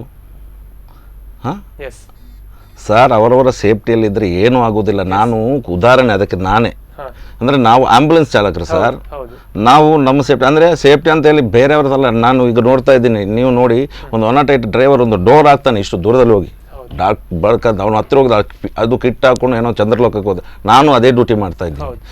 ಎಷ್ಟು ಪೇಷಂಟ್ ತೆಗೆದಿದ್ದೀನಿ, ಬ್ರಾಡ್ ಟೆಸ್ಟಿಗೆ ಹೋಗ್ತೀನಿ, ಪ್ರತಿಯೊಂದು ನಾನು ಸ್ಯಾನಿಟೈಸರ್ ಹಾಕ್ತೀನಿ, ಗ್ಲೌಸ್ ಹಾಕ್ತೀನಿ ಅಷ್ಟೇ. ಅದು ಆ ಕೆಲಸವನ್ನು ಇಲ್ಲಿಂದ ಮಾಡಿದರೆ ನಿಮಗೆ ದೇವರದೇ ಖಂಡಿತ ಇದೆ. ನಿಮಗೆ ಏನು ಬರೋದಿಲ್ಲ, ಅವನು ಕಾಪಾಡುವಾಗ ನಾವು ಅದಕ್ಕೆ ಹೆದರ್ಬೇಕಂತ ಇಲ್ಲ ಸರ್. ಮಾಡಿದ್ದೀನಿ ನಾನು. ಈಗ ನನಗೇನಾಗಿದೆ, ಕೊರೋನಾ ಬಂದಿದೆಯಾ, ಬಂದ್ರೇನು ಹೆದರಲ್ಲ. ಸಾಯ್ಲಿಕ್ಕೆ ಅವ ಇಟ್ಟಿದ್ರೆ ಖಂಡಿತ ಅದ್ರಲ್ಲಿ ಸರ್. ಆದರೆ ಆ ಕೆಲಸ ಮಾಡದೆ ಸತ್ತರೆ ಮಾತ್ರ ನನಗೆ ಅಲ್ಲಿ ನೇರ ಇದು ಕೊಡಬೇಕಾಗ್ತದೆ ಉತ್ತರ, ಹೌದಾ? ಒಂದು ಕೆಲಸ ನಿಯತಿಂದ ಮಾಡೋದು, ಅದು ಮಾಡದೆ ನೀನು ಸತ್ಯಲ್ಲ ಅಂತ ಹೇಳಿದ್ರೆ ನಾಳೆ ಅಲ್ಲಿ ಕೇಳಿದ್ರೆ ಕೊಡ್ಬೇಕು. ಆದರೆ ನಾನು ಮಾಡ್ತೀನಿ. ಅದು ಜಂಬ ಕುಚ್ಕೊಳ್ಳೋದಲ್ಲ, ಜನರಿಗೆ ಅದು ಗೊತ್ತಾಗಬೇಕು. ದೂರದಲ್ಲಿ ನಿಲ್ಲೋದು, ಡಿಸ್ಟೆನ್ಸ್ ಬೇಕ್ರಿ, ಅದು ಅಷ್ಟು ಬೇಡ. ಈಗ ನೋಡಿಲ್ಲ, ನಮ್ಮ ಡಾಕ್ಟರ್ ಇದ್ದಾರೆ, ಅವ್ರು ಮನೆಗೆ ಹೋಗೋದಿಲ್ಲ, ಅವರು ಎಲ್ಲ ಅವರಿಗೆ ಹೆಂಡತಿ ಮಕ್ಳು ಇಲ್ವಾ, ಎಲ್ಲ ಮಾಡ್ತಾರೆ. ಆದರೆ ನಾನು ಇಲ್ಲೊಂದು ಹೇಳಲಿಕ್ಕೆ ಬಯಸೋದು, ಯಾವುದೇ ಒಂದು ಕೆಲಸ ಮಾಡುವಾಗ ನಾನು ಅದೇ ಹೇಳಿದೆ, ಜನರಿಗೆ ಪ್ರೋತ್ಸಾಹ ನೀಡಬೇಕು.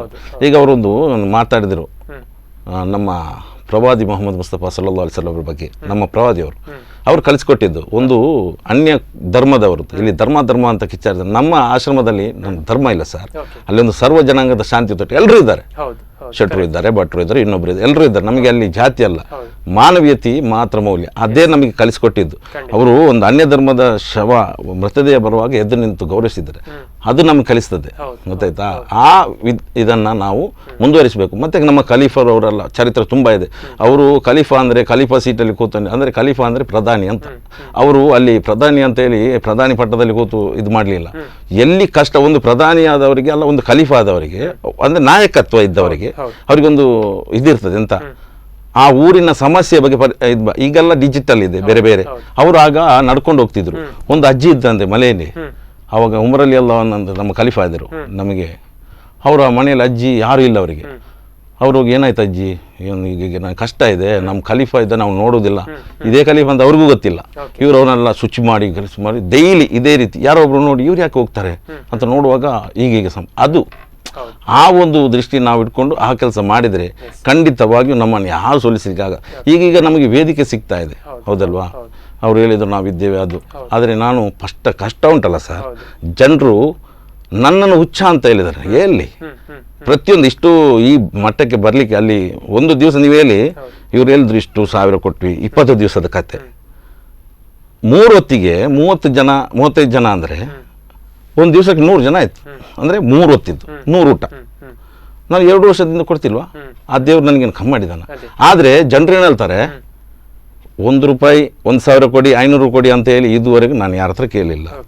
ನಾನು ಓಪನ್ ಹೇಳ್ದಿದ್ದು, ಅಂದರೆ ಕೇಳುವುದಿಲ್ಲ ಅಂತಲ್ಲ, ನನ್ನ ಉದ್ದೇಶ ಅಂತ ಹೇಳಿದರೆ ಅವರಿಗೊಂದು ಶಾಶ್ವತ ಪರಿಹಾರ. ಈಗ ಬಾಡಿಗೆಯಲ್ಲಿರು ಸರ್, ಶಾಶ್ವತ ಪರಿಹಾರ ಬೇಕು. ಆವಾಗ ಕೇಳ್ತೀನಿ, ಜಾಗ ಮಾಡಬೇಕು, ಅವ್ರಿಗೆ ಬಿಲ್ಡಿಂಗ್ ಆಗಬೇಕು. ನಾನು ನಾಳೆ ಸತ್ರು ಕೂಡ ಅವ್ರು ಅಲ್ಲೇ ಇರಬೇಕು. ನಾನು ಸತ್ ಮೇಲೆ ಅವರು ಮತ್ತೆ ದಾರಿಗೆ ಹೋಗ್ಬಾರ್ದು. ಅಂಥವರಿಗೆ ಇದು 30 ಅಲ್ಲ, ಅದು 300 ಆಗಬೇಕು, 3000 ಆಗಬೇಕು. ನಮ್ಮ ಒಂದು ಇಡೀ ಈ ಒಂದು ದಕ್ಷಿಣ ಉಡುಪಿ ಜಿಲ್ಲೆಯಲ್ಲಿ ಅದೊಂದು ಮಾದರಿ ಆಗಬೇಕು. ನಮ್ಮ ಒಂದು ಸಮುದಾಯಕ್ಕೆ ಒಂದು ಪ್ರಕಾಶ ಆಗಬೇಕು. ಅದರಲ್ಲಿ ಜಾತಿ ನೋಡಲಿಕ್ಕಿಲ್ಲ. ನಾನು ಎಲ್ಲ ದೇವಸ್ಥಾನ ಕರ್ಕೊಂಡು ಹೋಗ್ತೀನಿ ಅವ್ರನ್ನ. ಅಲ್ಲಿ ಮಾಲಿಂಗೇಶ್ವರಕ್ಕೆ ಅವರ ಧರ್ಮ, ಮುಸ್ಲಿಮರನ್ನು ಅಲ್ಲಿ ನಮ್ಮ ಯಜಮಾಡಿಯರ ದರ್ಗಾ ಉಂಟು ಅಲ್ಲಿಗೆ, ಕ್ರಿಶ್ಚಿಯನ್ರನ್ನು ಅಲ್ಲೇ ನಮ್ಮ ಎದುರು. ನನ್ನ ಈ ಆಶ್ರಮ ಮಾಡಿದಲ್ಲಿ ಮೊದಲಿಗೆ ಸಿಗೋದು ಮಸೀದಿ, ನಂತರ ಚರ್ಚು, ಇಲ್ಲಿ ಹರಿಹರ ದೇವಸ್ಥಾನ. ಅಂದರೆ ಅಲ್ಲೂ ಸಹ ನನಗೆ ದೇವರು ಸಹಕಾರ ಮಾಡಿದ್ದಾರೆ. ಅಂದರೆ ನಮಗೆ ಯಾರು ಕಮ್ಮಿ ಮಾಡಲಿಲ್ಲ. ಅಲ್ಲಿ ಬಡ್ಡೆ ಮಾಡ್ತಾರೆ, ಈಗ ಬರ್ತಾರೆ. ಆದರೆ ಕಷ್ಟ ಇದೆ. ಲಾಕ್ಡೌನಲ್ಲಿ ನಂಗೆ ಕಷ್ಟ ಆಯಿತು. ಯಾರ ಹತ್ರ ಎಲ್ಲಿದೆ?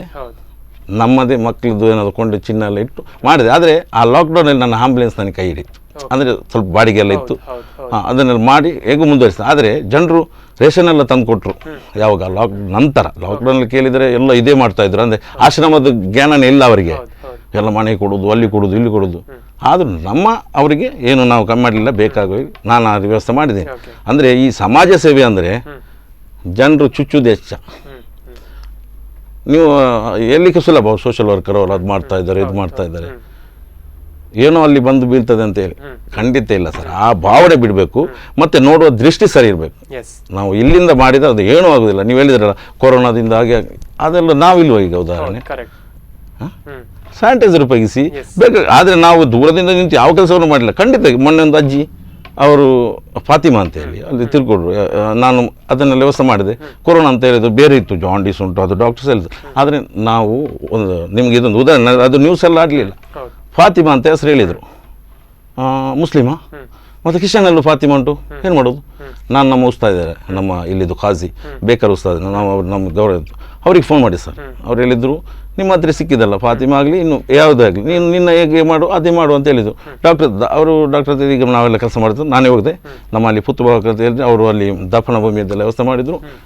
NW ಮಹಿಳೆಯರು ಡಾಕ್ಟರ್ ಏನು ಹೇಳ್ತಾರೆ ಅದನ್ನು ಮುಟ್ಬೇಡಿ ಅಂತ ಹೇಳಿದರು. ಆದರೆ ನಮ್ಮ ಮುಸ್ಲಿಮರಲ್ಲಿ ಯಾವ ರೀತಿಯಲ್ಲಿ ಅದು ಸ್ನಾನ ಮಾಡಿಸಬೇಕು ಅದೆಲ್ಲ ಮಾಡಿಸಿ ಅಲ್ಲಿ SDP ಯುವಕರು ಮತ್ತು ಅಲ್ಲಿ ಸಮಾಜ ಸೇವಕರು ಇವರೆಲ್ಲ ರಿಜ್ವಾನ್ ಅಂತ ಇದ್ದಾರೆ, ಅವರೆಲ್ಲ ಅದೆಲ್ಲ ಮಾಡಿ ಚಂದವಾಗಿ ಅದು ಮಾಡಿದೆ.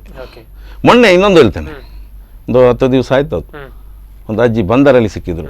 ಹಪ್ತಾ ಬಂತೆ, ನನ್ನ ಆತ್ಮೀಯ ಮಿತ್ರ ಫೋನ್ ಮಾಡಿದ್ರು. ನಾವು ಹೋದೆ, ನೋಡುವಾಗೆಲ್ಲ ಫುಲ್ಲು ಟಾಯ್ಲೆಟ್ ಎಲ್ಲ ಮಾಡಿ ಮೂತ್ರ ಮಾಡಿ ಹತ್ತಿರ ಹೋಗೋದಿಲ್ಲ ಸರ್ ಯಾರು. ಅವರು ಒಬ್ಬರು ಮೇಲಿಂದ ಹೇಳ್ತಾರೆ ನಾವೊಂದು 3 ದಿವಸದಲ್ಲಿ ಏನೋ ಕೊಡ್ತಾ ಇದ್ದೇವೆ. ಆಯ್ತು ಸರ್ ನಾನು ಸರಿ ಮಾಡ್ತೇನೆ ಅಂತ ಹೇಳಿದೆ. ಕಣ್ಣಿದೆಲ್ಲ ಕ್ಲೀನ್ ಮಾಡಿದೆ, ಅವ್ರಿಗೆ ಬೇರೆ ಬಟ್ಟೆ ಹಾಕಿದೆ, ತಲೆಯೆಲ್ಲ ಬಾಚಿದೆ. 108 ಕರೆದೆ. ನಾನು ಆಂಬುಲೆನ್ಸ್ ನಮ್ಮಂಗ್ಳಿಗೆ ಹೋಗಿ ಬೇರೆ ವಿಷಯಕ್ಕೆ ಹೋದದ್ದು. 108 ಬಂದ ನಮಗಾಗೋದಿಲ್ಲ. ಈಗ ಏನಾಗಬೇಕು ಅವನು ನಾನು ಹೇಳುವಾಗ ಅವನು ಆಂಬುಲೆನ್ಸ್ ಅಂತ ಹೇಳಲಿಕ್ಕಾಗೋದಿಲ್ಲ. ಅವನಿಗೆ ಒಂದು ಪ್ರೊಸೀಜರ್ ಉಂಟು. ನನ್ನ ನಂಬರ್ ಕೊಟ್ಟೆ, ಒಂದು ಕೊಂಡೋಗಿ 1 ಲಾಖಲ್ಲಿ ಅಡ್ಮಿಟ್ ಮಾಡಿದೆ. ಒಂದು ಸ್ವಲ್ಪ ದಿವಸ ಆಗಿ ಅವರೀಗ 1 ಲಾಖಲ್ಲಿ ಇದ್ದಾರೆ. ವಿಷಯ ಗೊತ್ತಾಯ್ತಾ? ಹತ್ತಿರ ಹೋದರೆ ಅವರನ್ನು ಎತ್ತಿದರೆ ಅದು ಬರುತ್ತೆ ಇದು ಬರುತ್ತೆ ಅನ್ನೋದು ದೂರ ಇಡಿ. ನೀವು ನಿಮ್ಮ ಸೇಫ್ಟಿಯಲ್ಲಿ ನಿಮ್ಮ ಆತ್ಮವಿಶ್ವಾಸದ ಕೆಲಸ ಮಾಡಿ, ಖಂಡಿತ ಏನಾಗುದಿಲ್ಲ. ಒಳ್ಳೆ ಮಾತು ಸರ್, ಒಳ್ಳೆ ಮಾತು. ಸರ್ ನಿಮ್ಮ ಜೊತೆ ಕೂಡ ಮಾತನ್ನು ಮುಂದುವರಿಸ್ತೇನೆ. ವೀಕ್ಷಕರು ಒಂದಷ್ಟು ಮಾತುಕತೆಯನ್ನು ಮುಂದುವರಿಸ್ತೇನೆ. ಈ ಕಾರ್ಯಕ್ರಮದಲ್ಲಿ ಒಂದು ಸಣ್ಣ ವಿರಾಮವನ್ನು ತೆಗೆದುಕೊಳ್ಳುವಂಥ ಸಮಯ. Take a small break.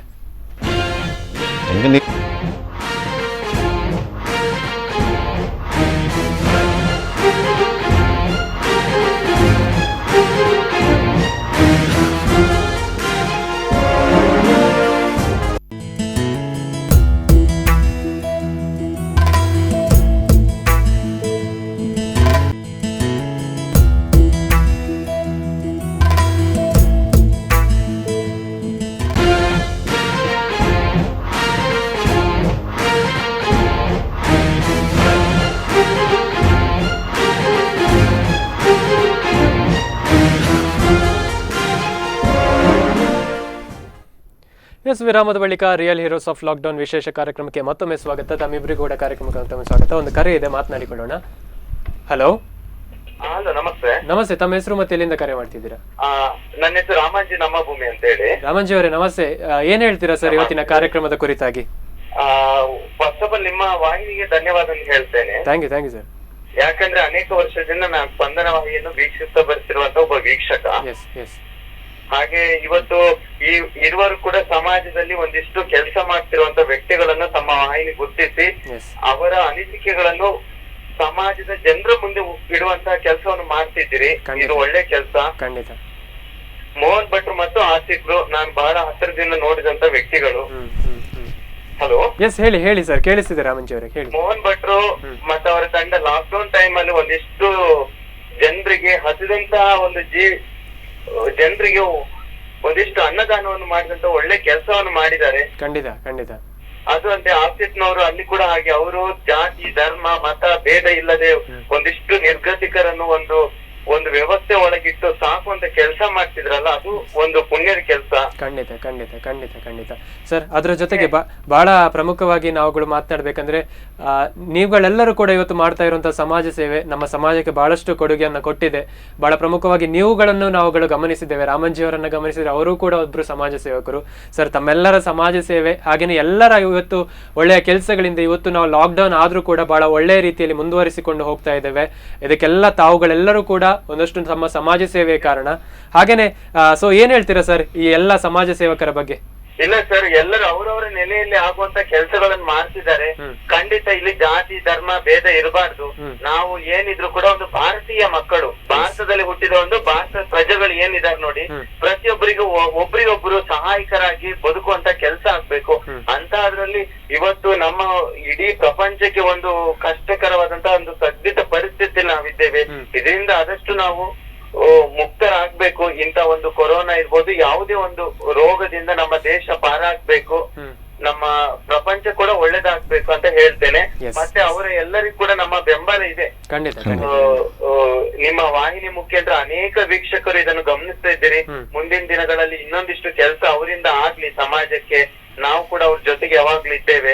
ಒಂದಿಷ್ಟು ಯುವಕರು ಕೂಡ ಅವರ ಜೊತೆಗಿದ್ದಾರೆ. ನಾವೆಲ್ಲ ಒಟ್ಟೊಟ್ಟಿಗೆ ಕೆಲಸ ಮಾಡ್ಬೇಕಾಗಿದೆ. ಒಬ್ರಿಗೊಬ್ರು ಸಲಹೆ ಸೂಚನೆ ಇಟ್ಕೊಂಡು ಏನು ಆಗು ಹೋಗುಗಳು ಬಂದ್ರು ಕೂಡ ಅವು ಧೈರ್ಯವಾಗಿ ನಾವೇ ಫೇಸ್ ಮಾಡ್ಕೊಂಡು ಎದುರಿಸ್ಕೊಂಡು ಮುಂದೆ ಹೋಗಿ ಒಂದು ಸಮಾಜವನ್ನು ಒಂದು ಒಳ್ಳೆ ಸದೃಢ ಸಮಾಜವನ್ನು ನಿರ್ಮಾಣ ಮಾಡ್ಬೇಕಾಗಿದೆ ನಾವು ಇವತ್ತು. ಎಸ್, ಖಂಡಿತ. ಹಾಗೇನೆ ರಾಮಂಜಿ ಅವರು ಇವತ್ತು ಕರೆ ಮಾಡಿದ್ದಕ್ಕೆ ಧನ್ಯವಾದಗಳು. Thank you so much. Thank you sir, ನಿಮ್ಗೂ ಕೂಡ. Yes, thank you sir. ನಾವುಗಳು ಗಮನಿಸಬೇಕು, ಪರಿವರ್ತನಾ ಫೌಂಡೇಶನ್ ಅಂತ ಬಂದಾಗ ನಾವು ಗಮನಿಸಿದ ಹಾಗೆ ನಿಮ್ಗೆ ಜನತಾ ಗ್ಯಾರೇಜ್ನವರ ಸಪೋರ್ಟ್ ಇತ್ತು. ಅದ್ರ ಜೊತೆಗೆ ಒಂದು ಕ್ರಿಕೆಟ್ ಟೀಮ್ ನ ಸಪೋರ್ಟ್ ಇತ್ತು. ನಾವುಗಳು ಹೇಳಿದ್ರೆ ಕ್ರಿಕೆಟ್ ಟೀಮ್ನವರು ಕ್ರಿಕೆಟ್ ಆಡ್ಲಿಕ್ಕೆ ಮಾತ್ರ ಸೀಮಿತ ಆಗಿರಲಿಲ್ಲ. ನಿಮ್ ಜೊತೆ ಇವತ್ತು ಏನು ಸಮಾಜ ಸೇವೆಗೆ ಮುಂದಾಗಿದ್ರು. ಈ ಗ್ಯಾರೇಜ್ ನ ವಿಷಯಕ್ಕೆ ಬಂದಾಗ ಅವರು ಕೂಡ ತುಂಬಾ ಸಹಕಾರ ಮಾಡಿದ್ದಾರೆ. ಏನ್ ಹೇಳ್ತೀರಾ ಸರ್ ಈ ಎಲ್ಲ ವಿಷಯದ ಕುರಿತು? ಇದರಲ್ಲಿ ಅದೇ ನಮ್ಗೆ ಮೇನ್ ತುಂಬಾ ಸಹಕಾರ ಕೊಟ್ಟವರು ಅಂತ ಹೇಳಿದ್ರೆ ಜನತಾ ಗ್ಯಾರೇಜ್ ಮತ್ತೆ ನಮ್ಮ ಈ ಕ್ರಿಕೆಟರ್ಸ್. ನೀವು ಹೇಳಿದ್ರಲ್ಲ ಈಗ ರಾಘವೇಂದ್ರ ರಾವ್ ಅಂತೇಳಿ ಚೌಡೇಶ್ವರಿ ಕ್ರಿಕೆಟರ್ಸ್, ಶಾಂತಿನಗರ 80 ಬಡಗು ಬಿಟ್ಟು ನಮ್ದಿಲ್ಲಿ. ಅವ್ರದ್ದು ಪ್ರತಿ ವರ್ಷ ಅವರು ಕ್ರಿಕೆಟ್ ಟೂರ್ನಮೆಂಟ್ ಮಾಡಿ ಅದರಲ್ಲಿ ಬಂದ ದುಡ್ಡಲ್ಲಿ ಈ ಕೆಲವರು ಅಸಹಾಯಕರಿಗೆ ಸ್ವಲ್ಪ ಸಹಕಾರ ಮಾಡುವಂಥದ್ದೆಲ್ಲ ಇತ್ತು. ನಾವು ಸ್ಟಾರ್ಟ್ ಮಾಡುವಾಗ ನಾನು ಹೇಳಿದ್ನಲ್ಲ, ಒಂದು 200-300 ಜನರ ಪ್ಲಾನಿಂಗ್ ಅಲ್ಲಿ ಮಾಡಿದ್ದು. ಅದಕ್ಕೆ ನಾವು ನಮ್ಮಲ್ಲಿದ್ದವರೇ ಸಾಕು ಅಂತ ಹೇಳ್ಕೊಂಡು ನಾವು ಎಲ್ಲ ಮಾಡಿತ್ತು. ಕೊನೆಗೆ ಹೋಗ್ತಾ ಹೋಗ್ತಾ ಅದು ಕಟ್ಟೆ ಮೀರಿ ಹೋಯ್ತು ಅದು. ಸೊ ಆವಾಗ ಇವರೆಲ್ಲ ನನಗೆ ಮೊದಲಿಂದನೂ ಕೂಡ ಸುಮಾರು ಒಂದು 15 ವರ್ಷದಿಂದ ನನಗೆ ಭಾಳ ಎಲ್ಲ ಚಿರಪರಿಚಿತರು ಎಲ್ಲರೂ ಕೂಡ. ಸೊ ಇನ್ನೊಂದು ಜನತಾ ಗ್ಯಾರೇಜ್ ಅಂತ ಹೇಳಿದ್ರೆ ನೀವು, ಅದು ನಿಮಗೆ ಗೊತ್ತಿರ್ಬೋದು. ಅಮೃತ ಸಂಜೀವಿನಿ ಅಂತ ಹೇಳಿಕೊಂಡು ಒಂದು ಟೀಮ್ ಇದೆ. ಅವರು ಪ್ರತಿ ತಿಂಗಳು ಅವರು 100 ರೂಪಾಯಿ 200 ರೂಪಾಯಿ ಒಟ್ಟು ಮಾಡಿಕೊಂಡು ತುಂಬಾ ಜನರಿಗೆ ಸಹಕಾರ ಕೊಟ್ಟಿದ್ದಾರೆ. ಅವರು ಕೂಡ ಎಲ್ಲ ಆ ಟೀಮ್ ಎಲ್ಲ ಕೂಡ ನಮ್ಮೊಟ್ಟಿಗೆ ಇದ್ದವ್ರೆ. ಸೊ ಭಾಳ ಅಂತ ಹೇಳಿದ್ರೆ ನಮಗೆ ಒಂದು ಅಂದ್ರೆ ಬೆಳಿಗ್ಗೆ ಹೇಳುವಾಗ ಟೆನ್ಷನ್ ಆಗ್ತಿತ್ತು. ಅಂದ್ರೆ ಸಣ್ಣ ವಿಷಯ ಅಲ್ಲ, ನಿನ್ನೆ ಊಟ ಹಾಕಿ ಇವತ್ತು ಹಾಕುದಿಲ್ಲ ಅಂತ ಹೇಳಿ ಆಗುದಿಲ್ಲ. ಯಾಕಂದ್ರೆ ಪ್ರೀ ಪ್ಲಾನ್ಡ್ ಅಲ್ಲ ನಮ್ಮ ಏನೋ ಒಂದು ಕೆಲಸ ಮಾಡ್ಲಿಕ್ಕೆ. ನಾವೆಲ್ಲ ವ್ಯಾಪಾರದಲ್ಲಿ ಇದ್ದವರು, ದಿನನಿತ್ಯ ಈ ಕಾಯಕ ಮಾಡುವವರಲ್ಲ. ಸಡನ್ಲಿ ಒಂದು ಏನೋ ಮಾಡ್ಲಿಕ್ಕೆ ಹೊರಟಿದ್ದೇವೆ. ಸಡನ್ಲಿ ಅದು 200 ಜನರು ಇದ್ದದ್ದು ಶುರುವಿನ ದಿವಸ 600 ಆಯ್ತು, 1000 ಆಯ್ತು, 1200 ಆಯ್ತು. ಏನ್ ಮಾಡ್ಬೇಕಂತ ಗೊತ್ತಿಲ್ಲ. ನಮ್ಮ ಹತ್ರ ಕೂಡ ಅಷ್ಟು ಇಲ್ಲ.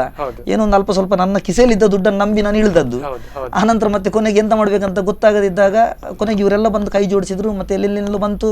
ಮತ್ತೆ ಬಹಳ ವಿಶೇಷ ಅಂತ ಹೇಳಿದ್ರೆ ನಾನು ವ್ಯಾಪಾರದವನು, ನನಗೆ ಎಷ್ಟೋ ಸಮಯದಿಂದ ಬರದೇ ಇರುವಂತ ದುಡ್ಡುಗಳೆಲ್ಲ ಬಂತು ಆ ಟೈಮಲ್ಲಿ. ಅದು ಬಹಳ ವಿಶೇಷ. ಸೊ ಅದನ್ನೆಲ್ಲ ನಾನು ಇದಕ್ಕೆ ನಾನು ಹಾಕಿದೆ. ಮತ್ತೆ ನಮ್ಮ ಶೀತಲ್ ಬಸ್ ನಿಮ್ಗೆ ಗೊತ್ತಿರ್ಬೋದು, ಶ್ರೀಕಾಂತ್ ರಾವ್ ಅಂತೇಳಿ ಅವರು. ನಾನು ಸಡನ್ಲಿ ಅವ್ರ ಹತ್ರ ಕೇಳಿದೆ, ಹೀಗೆ ಅಂದ್ರೆ ಒಂದು ಇವತ್ತಿಗೆ ಆಯ್ತು, ನಾಳೆಗೆ ಏನಂತ ಹೇಳುವಂಥದ್ದು ಬೇಕಲ್ಲ, ಅದಕ್ಕೆ ಸ್ವಲ್ಪ ಅಕ್ಕಿ ಸ್ಟಾಕ್ ಮಾಡಿ ಇಡು ಅಂತೇಳಿ ಅವ್ರ ಹತ್ರ ಕೇಳಿದೆ. ನಾನು ತಿಳ್ಕೊಂಡಿದ್ದೆ ಏನೋ ಒಂದು 5 ಚೀಲ ಅಕ್ಕಿ ಅಥವಾ 2-3 ಚೀಲ ಅಕ್ಕಿ ಕೊಡ್ಬೋದೇನಂತೇಳಿ. ಅವರು 20 ಚೀಲ ಅಕ್ಕಿ ಕಳಿಸಿದ್ರು. ಇನ್ನು ಚಂದ್ರಕಾಂತ್ ಶೆಟ್ಟಿ ಅಂತೇಳಿ ಬಾಂಬೆಲಿ ಇದ್ದಾರೆ, ಅವರು ನನ್ನ ಬಹಳ ಆತ್ಮೀಯರು. ಅವರು ಅವರಿಗೆ ಫೋನ್ ಮಾಡಿ ಕೇಳಿದೆ ಹೀಗೆ ಅಂತ ಹೇಳಿಕೊಂಡು. ಅವ್ರು ಮತ್ತೆ ಇಮಿಡಿಯೇಟ್ ನಮ್ಮ ಸಾರಾಳು ಧೂಮವತಿ ದೇವಸ್ಥಾನ ಪಾಂಗಳ ನಿಮ್ಗೆ ಗೊತ್ತಿರ್ಬೋದು, ಅಲ್ಲಿಯ ಕಮಿಟಿಯವರಿಗೆ, ಆಡಳಿತ ಮಂಡಳಿಯವರಿಗೆ ಕಾಲ್ ಮಾಡಿ ಅವರು ಅದರಲ್ಲಿದ್ದಾರೆ. ಅವರು ಕಾಲ್ ಮಾಡಿ ಅವರು ಅಲ್ಲಿಂದ ಕೂಡ ನಮ್ಗೊಂದು 20-25 ಚೀಲ ಅಕ್ಕಿ ಕಳಿಸಿದ್ರು. ಸೊ ನಮ್ಗೆ ಯಾವಾಗ ಒಂಥರ ಧೈರ್ಯ ಬಂದಾಗ ಆಯ್ತು, ಇನ್ನೂ ತೊಂದರೆ ಇಲ್ಲ, ಹೀಗೆ ಬರ್ತದಲ್ಲ ಅಂತ ಹೇಳಿಕೊಂಡು. ಮತ್ತೆ ಆ ರೀತಿ ಎಲ್ಲಾ ರೀತಿಯ ಸಹಕಾರ. ಮತ್ತೆ ಇವರು ಯಾರು ನಮ್ಮ ಶೀತಲ್ ಬಸ್ನವರು ಕೇಳಿದಾಗೆ ಇನ್ನೊಂದು 20 ಚೀಲ ಅಕ್ಕಿ ಬೇಕಾಯ್ತು ತಂದು ಕೊಟ್ರು, ಎಣ್ಣೆ ಬೇಕಾಯ್ತು ತಂದು ಕೊಟ್ರು, ಯಾವುದಕ್ಕೂ ಇಲ್ಲ ಅಂತ ಹೇಳಲಿಲ್ಲ ಅವರು. ಸೊ ಆ ಕೆಲಸ ಅದು ಹೇಗೆ ನಾನು ಎಂತ ಹೇಳುದು, ದಕ್ಷಿಣ ಕನ್ನಡ ಮತ್ತೆ ಉಡುಪಿ ಜಿಲ್ಲೆ ಉಂಟಲ್ಲ, ಇಲ್ಲಿ ನಿಮ್ಗೆ ನೀವು ಕೆಲಸ ಮಾಡ್ಲಿಕ್ಕೆ ಮನ್ಸಿದ್ರೆ ಎಲ್ಲರೂ 100ಕ್ಕೆ 99% ಜನ ಸಹಕಾರ ಕೊಡ್ತಾರೆ. ಮತ್ತೆ ಕೆಲವರು ಇವ್ರು ಹೇಳಿದಾಗೆ ಚುಚ್ಚೋರು ಇರ್ತಾರೆ, ಅದು ಏನ್ ಮಾಡ್ಲಿಕ್ಕೆ ಆಗುದಿಲ್ಲ. ಒಂದು ಒಳ್ಳೆ ಗುಲಾಬಿ ಗಿಡದಲ್ಲಿ ಹೂ ಒಳ್ಳೇದಿರ್ತದೆ, ಮುಳ್ಳು 1000 ಇರ್ತದೆ ಅದರಲ್ಲಿ. ನಾವು ಬೇಕಾದ್ರೆ ಜಾಗ್ರತೆಯಲ್ಲಿ ತೆಗಿಬೇಕು. ಅದು ಚುಚ್ಚೋರು ತುಂಬಾ ಜನ ಇದ್ದಾರೆ. ಬೇಸರ ಆಗ್ತದೆ, ತುಂಬಾ ಬೇಸರ ಆಗ್ತದೆ. ಇವ್ರು ಹೇಳ್ತಾರೆ ಅಂತ ಕೆಲಸ ಎಲ್ಲ ಮಾಡುವಾಗ ಒಂದು 5 ನಿಮಿಷ ಸುಮ್ಮನೆ ಕೂತಾಗ ಮನಸ್ಸಿಗೆ ಹಿಂಸೆ ಆಗ್ತದೆ. ಇಷ್ಟೆಲ್ಲ ಮಾಡ್ತಿದ್ದೇವೆ, ಜನರು ಹೀಗೆಲ್ಲ ಹೇಳ್ತಾರೆ ಅಂತೇಳಿ ಅದಕ್ಕೆಲ್ಲ ತಲೆ ಕೆಡಿಸ್ಕೊಳ್ಬಾರ್ದು. ಹೇಳಿಕ್ ಸುಲಭ, ತಲೆ ಕೆಡಿಸ್ಕೊಳ್ಳೇಬೇಕಾಗ್ತದೆ. ಹೇಳಿಕ್ ಸುಲಭ, ಇನ್ನೊಂದು ಸ್ವಲ್ಪ ಪ್ರೇರಣೆ ಕೊಡ್ತದೆ. ಇದು 100ಕ್ಕೆ 100 ಸತ್ಯ ವಿಷಯ. ಯಾರಾದ್ರೂ ಚುಚ್ಚಿದ್ರೆ ನಮ್ಗೆ ಇನ್ನೂ ಒಂದು ಚಾಲೆಂಜ್ ಬರ್ತದೆ ಅದು ಮಾಡ್ಬೇಕಂತ ಹೇಳಿಕೊಂಡು. ಸೊ ಒಬ್ಬೊಬ್ಬರಿಗೆ ದೇವರು ಒಂದೊಂದು ಶಕ್ತಿ ಕೊಟ್ಟಿದ್ದಾನೆ. ಈಗ ಇವ್ರು ಮಾಡುವ ಕೆಲಸ ಖಂಡಿತವಾಗಿಯೂ ನನ್ನಿಂದ ಮಾಡ್ಲಿಕ್ಕೆ ಅಥವಾ ನಿಮ್ಮಿಂದ ಮಾಡ್ಲಿಕ್ಕೆ ಕಷ್ಟ ಸಾಧ್ಯ. ದೇವರು ಕರೆಕ್ಟ್ ಸರಿಯಾಗಿ ಒಬ್ಬೊಬ್ಬರನ್ನು ಅದಕ್ಕೆ ಸೃಷ್ಟಿ ಮಾಡಿದ್ದಾನೆ. ನಮ್ಗೆ ಏನ್ ಮಾಡ್ಬೋದು ಅಂದ್ರೆ ಅವರಿಗೆ ಸಹಕಾರ ಕೊಡ್ಬೋದು. ಮೊನ್ನೆ ದಿವಸ ನಂಗೆ ತುಂಬಾ ಜನ ಹೇಳಿದ್ರು, ಅಷ್ಟು ಜನರಿಗೆ ನೀವು ಹೇಗೆ, ನನಗೆ ಗೊತ್ತಿಲ್ಲ, ನನಗೆ ಶಾಕ್. ನಾನು ಸಾಯಂಕಾಲ ಬಂದು ನಾನೆಲ್ಲ ಆಗಿ 3 ಗಂಟೆಗೆ ನಾವು ಎಲ್ಲ ಕೂತ್ಕೊಂಡು ಮಾತಾಡೋದು, ಇವತ್ತು ಇಷ್ಟು ಜನರಿಗೆ ಹೇಗೆ ನಾವು ಕೊಟ್ವಿ, ಊಟದ ವ್ಯವಸ್ಥೆ ನಾವು ಹೇಗೆ ಮಾಡಿದ್ವಿ ಅಂತೇಳಿ. ದೇವರು ಮಾಡಿಸ್ತಾನೆ, ಅದಕ್ಕೆ ಸಹಕಾರ ತುಂಬಾ ಜನ ಕೊಟ್ಟಿದ್ದಾರೆ. ಖಂಡಿತ ಅದು ನಮ್ಮ ಅನುಭವ. ಸುಮ್ಮನೆ ನಾವು ಏನೋ ಒಂದು ಮಾಡಿ ಇವತ್ತೊಂದಿಷ್ಟು ಊಟ ಹಾಕಿದ್ವಿ ಅಂತ ಹೇಳಿಕೊಂಡು ನಾವು ಹೀಗೆ ಅಂತ ಹೇಳಲಿಕ್ಕಿಲ್ಲ. ಯಾಕಂತ ಹೇಳಿದ್ರೆ ಅದನ್ನು ಯೋಚನೆ ಮಾಡಿದ್ರೆ ನಮ್ಮ ಹತ್ರ ಎಲ್ಲ ಸಾಧ್ಯವೇ ಇದು ಇಷ್ಟು ಜನಕ್ಕೆ ಹಾಕುವಂಥದ್ದು. ಒಂದು ದೇವಸ್ಥಾನದಲ್ಲಿ ನೀವು ಎಣಿಸಿ, ಒಂದು ನಾಗವನವ ಅಥವಾ ಯಾವುದೋ ಒಂದು ದೇವಸ್ಥಾನ ಅಥವಾ ಯಾವುದೋ ಒಂದು ಮದುವೆ ಇಟ್ಕೊಳ್ಳಿ, ನೀವು ಒಂದು 500 ಜನಕ್ಕೆ ಊಟ ಆಗೋದು ಅಂತ ಹೇಳಿ 1 ತಿಂಗಳು ಪ್ರೀ ಪ್ಲಾನ್ ಇರ್ತದೆ ಅಲ್ವಾ. 1 ತಿಂಗಳು ಪ್ಲಾನ್ ಮಾಡ್ತೇವೆ, ಅದು ಮಾಡ್ಬೇಕು, ಇದು ಮಾಡ್ಬೇಕು, ಅದಾಗಬೇಕು, ಅಡಿಗೆ ಬರ್ಬೇಕು, ಪ್ರೀ ಪ್ಲಾನ್ಡ್ ಅಲ್ಲ. ನಿನ್ನೆ ದಿವಸ ಸಾಯಂಕಾಲ ಹೇಳಿದ್ರು ಮರು ದಿವಸ ಬೆಳಿಗ್ಗೆ ರೆಡಿ. ಏನೋ ಒಂದು ಅದು ಬುದ್ಧಿ ಕೊಡುದು ಕೂಡ ದೇವರೇ ಕೊಡುದು. ನಾವು ಹೇಳುದು ನಾವು ಮಾಡಿದ್ದೇವೆ ಅಂತೇಳಿ ಆಕ್ಚುಲಿ ನಾವು ಮಾಡುದಂತಲ್ಲ ಎಲ್ಲ. ಅದು ಇಂಥ ಸಂದರ್ಭದಲ್ಲಿ ಈ ಸಂದರ್ಭದಲ್ಲಿ ನಮ್ಗೆ ಒಂದಂತ ಅವಕಾಶ ಕೊಟ್ಟದ್ದು ದೇವರಿಗೆ ನಿಜವಾಗ್ಲೂ ನಾವು ಋಣಿಯೇ ಯಾವಾಗಲೂ ಕೂಡ. ಒಂದು ಕರೆ ಇದೆ ಸರ್, ಶರತ್ ಅಂತ ಮಣಿಪಾಲದಿಂದ ಕಾಲ್ ಮಾಡಿದ್ದಾರೆ. ಹಲೋ ಶರತ್ ಅವರೇ, ನಮಸ್ತೆ. ನಮಸ್ತೆ. ಎಸ್ ಸರ್, ಈ ಕಾರ್ಯಕ್ರಮದ ಮೂಲಕ ಏನ್ ಹೇಳ್ತೀರಾ ಸರ್ ಇವತ್ತಿನ ಕಾರ್ಯಕ್ರಮ? ಮೊದಲನೇದಾಗಿ ಈ ಲಾಕ್ಡೌನ್ ಹೀರೋಸ್ ಎನ್ನುವಂತವರನ್ನ ಗುರುತಿಸಿಕೊಂಡು ಕೆಲಸ ಮಾಡಿದಂತಹ ಸ್ಪಂದನ ಟಿವಿ ವಾಹಿನಿಯವರಿಗೆ ಅಭಿನಂದನೆಗಳು ಸಲ್ಲಿಸುತ್ತೇನೆ. Thank you sir. ಹಾಗೆ ಈ ಲಾಕ್ಡೌನ್ ಸಮಯದಲ್ಲಿ ಹಸಿವು ನೀಗಿಸುವಂತ ಕೆಲಸವನ್ನು ಮಾಡುವಂತ ರಿಯಲ್ ಹೀರೋಸ್ ಇದರಲ್ಲಿ ಇವ್ರಿಗೂ ಕೂಡ ಅಭಿನಂದನೆ ಸಲ್ಲಿಸ್ತೇನೆ. ಹಾಗೆ ನಮ್ಮ ಆತ್ಮೀಯರಾದಂತ ಮೋಹನ್ ಭಟ್ರು ಇದ್ದಾರೆ. ಸರ್ ನಿಮಗೊಂದು ಮಾತು. ಹೇಳಿ ಸರ್, ಕೇಳಿಸ್ತಿದೆ ಅವರಿಗೆ. ಈ ಟೈಮಲ್ಲಿ ಮಣಿಪಾಲ ಆರಕ್ಷಕ ಠಾಣೆಯ ಸರ್ಕಲ್ ಇನ್ಸ್ಪೆಕ್ಟರ್ ಆದ ಮಂಜುನಾಥ್ ಸರ್ ಅವರು ಹಾಗೂ ಎಸ್ ಐ ಆದಂತ ಶೈಲೇಶ್ ಸರ್ ಅವರು ಹಾಗೆ ವಿಶ್ವಜಿತ್ ಸರ್ ಅವರವರನ್ನು ಕೈ ತೋರಿಸಿಕೊಂಡು ಒಂದು ಉತ್ತಮ ಕಾರ್ಯವನ್ನು ಮಾಡಿದ್ದಾರೆ. ಹೇಳಿ ಈ ಕಾರ್ಯಕ್ಕೆ ಅವ್ರಿಗೂ ಅಭಿನಂದನೆಗಳು. ಹಲೋ, ಓಕೆ, ಕೇಳ್ತಿದ್ದೆ ಸರ್, ಕೇಳ್ತಾ ಇದ್ದಾರೆ, ಹೇಳಿ ಸರ್. ಹಾಗೆ ಈ ಮೋಹನ್ ಭಟ್ ಸರ್, ನಿಮಗೆ ಇವಾಗ ನೋಡಿ ಉಡುಪಿಯಲ್ಲಿ ಎಷ್ಟು ಕೋಟಿಗಟ್ಟಲೆ ದುಡ್ಡು ಇರುವಂತವರು ಇದ್ದಾರೆ ಸರ್. ಆದ್ರೂ ನಿಮಗೆ ಇಂಥ ಒಂದು ಕೆಲಸ ಮಾಡ್ಬೇಕು ಅಂತ ಹೇಳಿ ಒಂದು ಉತ್ತೇಜನ ಆದ್ರೂ ಹೇಗೆ ಬಂತು ಸರ್ ನಿಮ್ಗೆ ಅದು? ಇಲ್ಲ, ಇಲ್ಲಿ ಉತ್ತೇಜನ ಅಂತ ಹೇಳಿದರೆ ನಾನು ಅದು ಹೇಳಿದ್ನಲ್ಲ, ಎಲ್ಲಿ ನೋಡಿ ಮಂಜುನಾಥ್ ಈಗ ಮೇಯ್ನ್ ನಮ್ಮ ಇನ್ಸ್ಪೆಕ್ಟರ್ ಅವರು ಒಂದು ಸಾಯಂಕಾಲ 4 ಗಂಟೆಗೆ ಹೀಗೆ ಒಂದು ಫೋನ್ ಮಾಡಿದರು. ಸ್ಟೇಷನ್ ಹತ್ರ ತುಂಬ ಜನ ಸ್ವಲ್ಪ ಏನಾದರೂ ರೇಷನ್ ಕೊಡ್ತೀರಾ, ಊಟ ಕೊಡ್ತೀರಾ ಅಂತೇಳಿ ಕೇಳ್ಕೊಂಡು ಬರ್ತಾ ಇದ್ದಾರೆ, ಸೇರ್ಕೊಂಡು ಏನಾದರೂ ಮಾಡುವನ ಭಟ್ರೆ ಅಂತ ಹೇಳ್ಕೊಂಡು ಒಂದು ಫೋನ್ ಮಾಡಿದ್ರು. ಹೀಗೆ ನಾವು ನಮಗೆ ಅದೇ ಮೂಲ ಪ್ರೇರಣೆ ಶಿರೂರು ಸ್ವಾಮೀಜಿಯವರು, ನಿಮ್ಗೆ ಗೊತ್ತಿರ್ಬೋದು. ನಾವು ಅವರ ಗರಡಿಯಲ್ಲಿ ಪಳಗಿದವರು. ಸೊ ಯಾರಾದರೂ ಹಸಿವೆ ಅಂತ ಹೇಳಿದ ಕೂಡಲೇ ನಾವು ಸ್ವಲ್ಪ ಅವರಿಗೆ ಸಹಕಾರ ಮಾಡುವಂಥದ್ದು ಮೊದಲಿಂದ ಒಂದು ಸಣ್ಣ ನಮಗೊಂದು ಬುದ್ಧಿ ಇತ್ತು.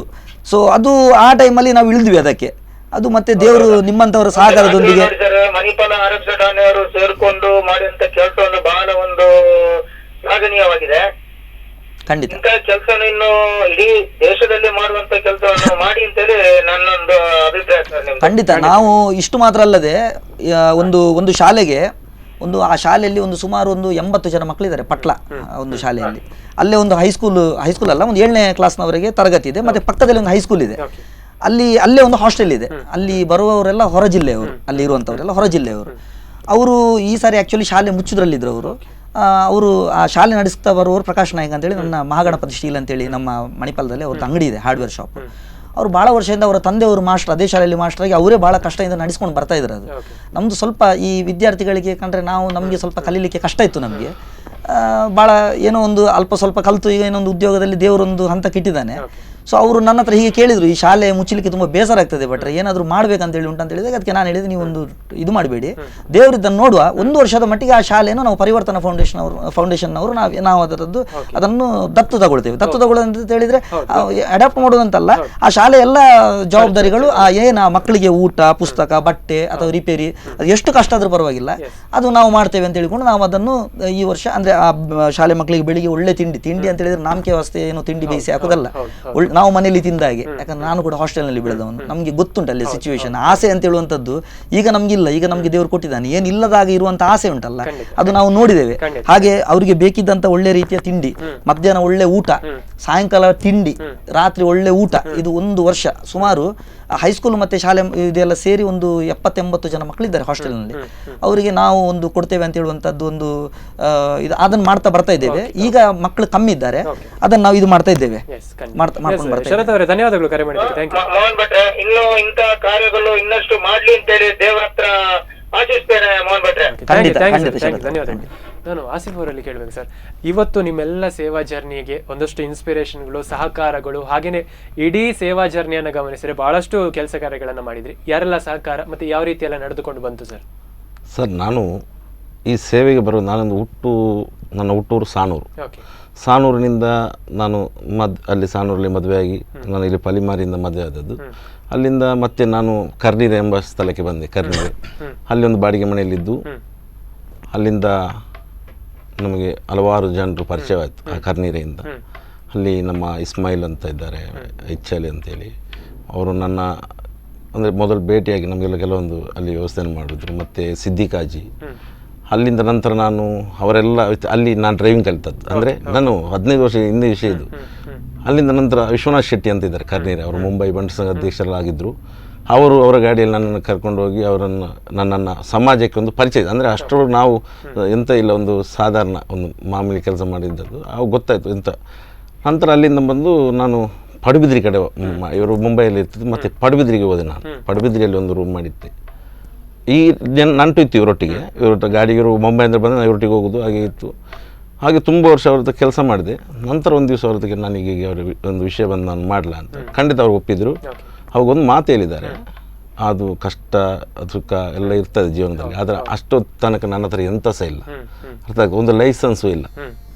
ಅವಾಗ ಅವ್ರು ಹೇಳೋದು, ನೀನು ಏನು ತಿಂದಿದ್ದೀಯ ಅಂತ ಹೇಳಿದರೆ ಯಾರು, ನಾವು ಖಾಲಿ ತಿನ್ನೋದೆ ಅಂತ, ಅದು ಯಾರು ನೋಡೋದಿಲ್ಲ, ನಿನ್ನ ಹತ್ರ ಎಂತ ಉಂಟು ಅದು ಮಾತ್ರ. ಆವಾಗ ನಾನು ಏನಾದರೂ ಸಾಧನೆ ಮಾಡಬೇಕು ಅಂತ ಅವ್ರು ನನಗೊಂದು ಪ್ರೇರಣೆ ಮಾಡಿದ್ರು. ಆವಾಗ ನಾನು ಮತ್ತೆ ಬಂದೆ, ಲೈಸೆನ್ಸ್ ಆಯಿತು, ನಾನು ಗಾಡಿ ಮಾಡಿ ಆಂಬುಲೆನ್ಸ್ ಮಾಡಿದೆ. ಆ ಆಂಬುಲೆನ್ಸ್ ಜೀವನದಲ್ಲಿ ನನಗೆ ಹಲವಾರು ಜನರ ಪರಿಚಯ ಬಂತು. ಅಲ್ಲಿ ಕಷ್ಟ ಅಂದರೆ ಎಂತ ಗೊತ್ತಾಯಿತು, ಗಂಡ ಹೆಂಡತಿ ಸಂಬಂಧ ಗೊತ್ತಾಯಿದ್ರೆ ಅವು ಹೇಗೆ ಗೊತ್ತಾಗ್ತದೆ ಅಂತ ಕೇಳಿದರೆ, ಒಂದು ಗಂಡ ಕುಡುಕಾಗಿರ್ತಾನೆ, ಅವನು ಬೀದಿಯಲ್ಲಿರ್ತಾನೆ, ಅವನು ಸಾಯ್ತಾನೆ. ಒಂದು ಉದಾಹರಣೆ ಕೊಡ್ತೀನಿ, ನದಿಗೆ ಬಿದ್ದಾರಿರ್ತಾನೆ, ಬೆಳ್ತಂಗಡಿಗೆ ಹೋಗಬೇಕು, ಅಲ್ಲಿ ಬೆಳ್ತಂಗಡಿಗೆ ಪೊಲೀಸ್ನವರು ಹೆಂಡ್ತಿನ ಕರೆ, ಅವನು ಬರೋದು ಹೇಳ್ತಾನೆ, ಇವನು ಇದ್ರೇನು ಇಲ್ಲದಿದ್ರೇನು, ಅಂದರೆ ಇಷ್ಟೊತ್ತು ಇಲ್ಲ, ಈಗ ಬಂದ ಸಾಯುವಾಗ ಹೆಣ ಸಿಗುವಾಗ ಅವರು ಆ ಒಂದು ಬಾಂಧವ್ಯ ಎಂತ ಎಲ್ಲ ಒಂದೇ ಕಷ್ಟ. ಒಂದು ಸ್ಟೋರಿ ಹೇಳ್ತಾನೆ ಸಣ್ಣದು ನನ್ನ ಒಂದು.